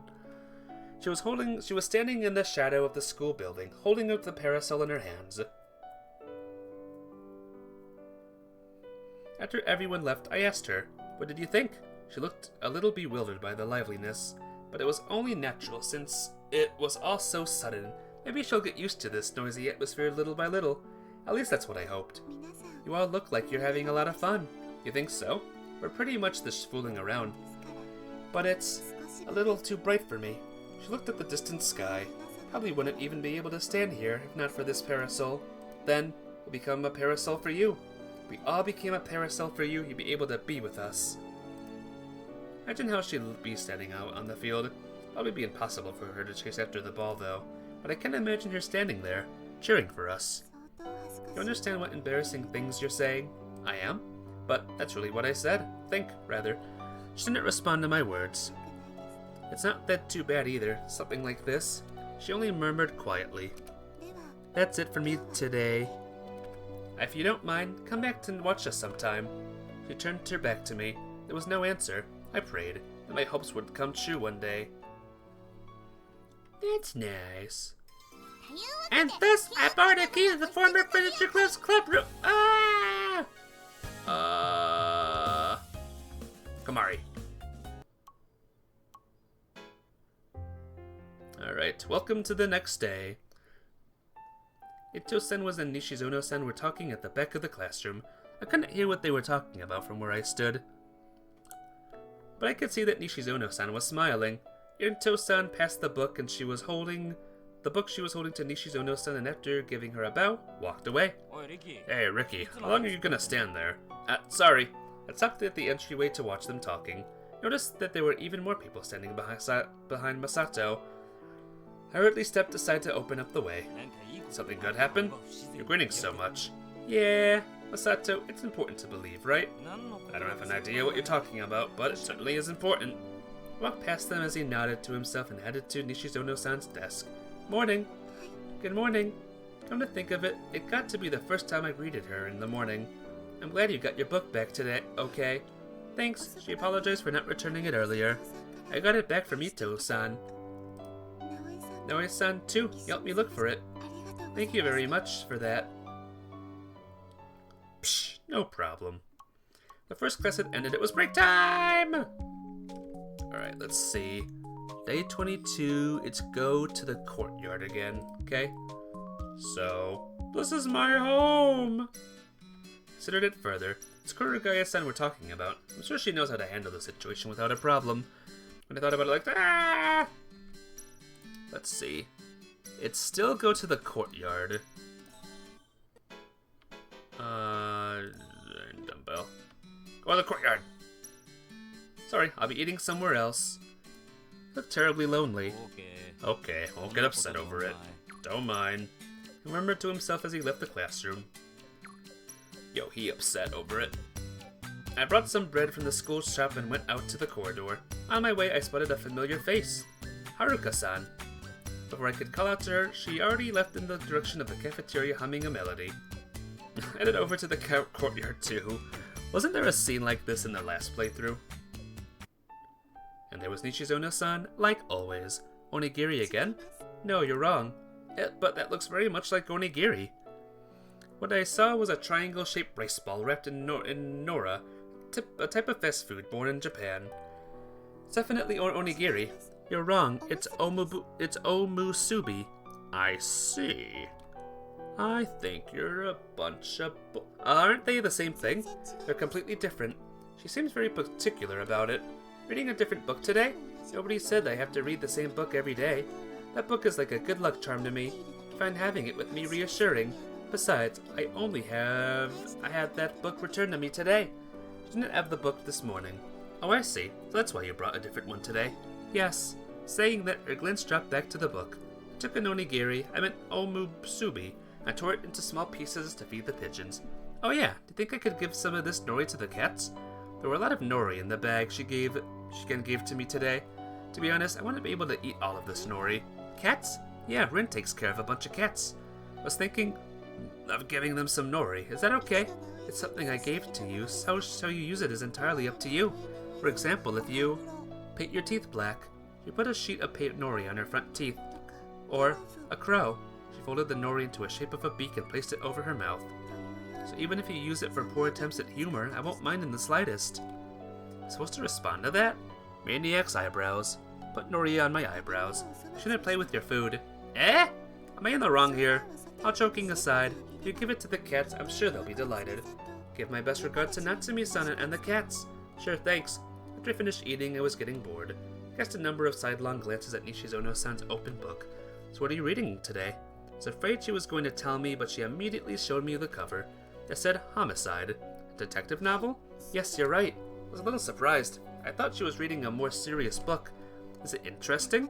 No one has died yet. It's a bit boring. With impeccable timing, a student just happened to be passing by, picked up his pace and hurried away, looking shocked. Well, guys, I'm gonna stop it here with the detective as an unexperienced middle-aged man. We are on the next chapter now, the Mio chapter. So, we'll see how it goes. But thanks for watching, everyone. No one, I don't think anyone stopped by again, or no one stuck around. If someone did stick around, thanks. But have a good one, everyone, wherever you're watching this, and I'll see you later for more Final Fantasies or other games. Bye!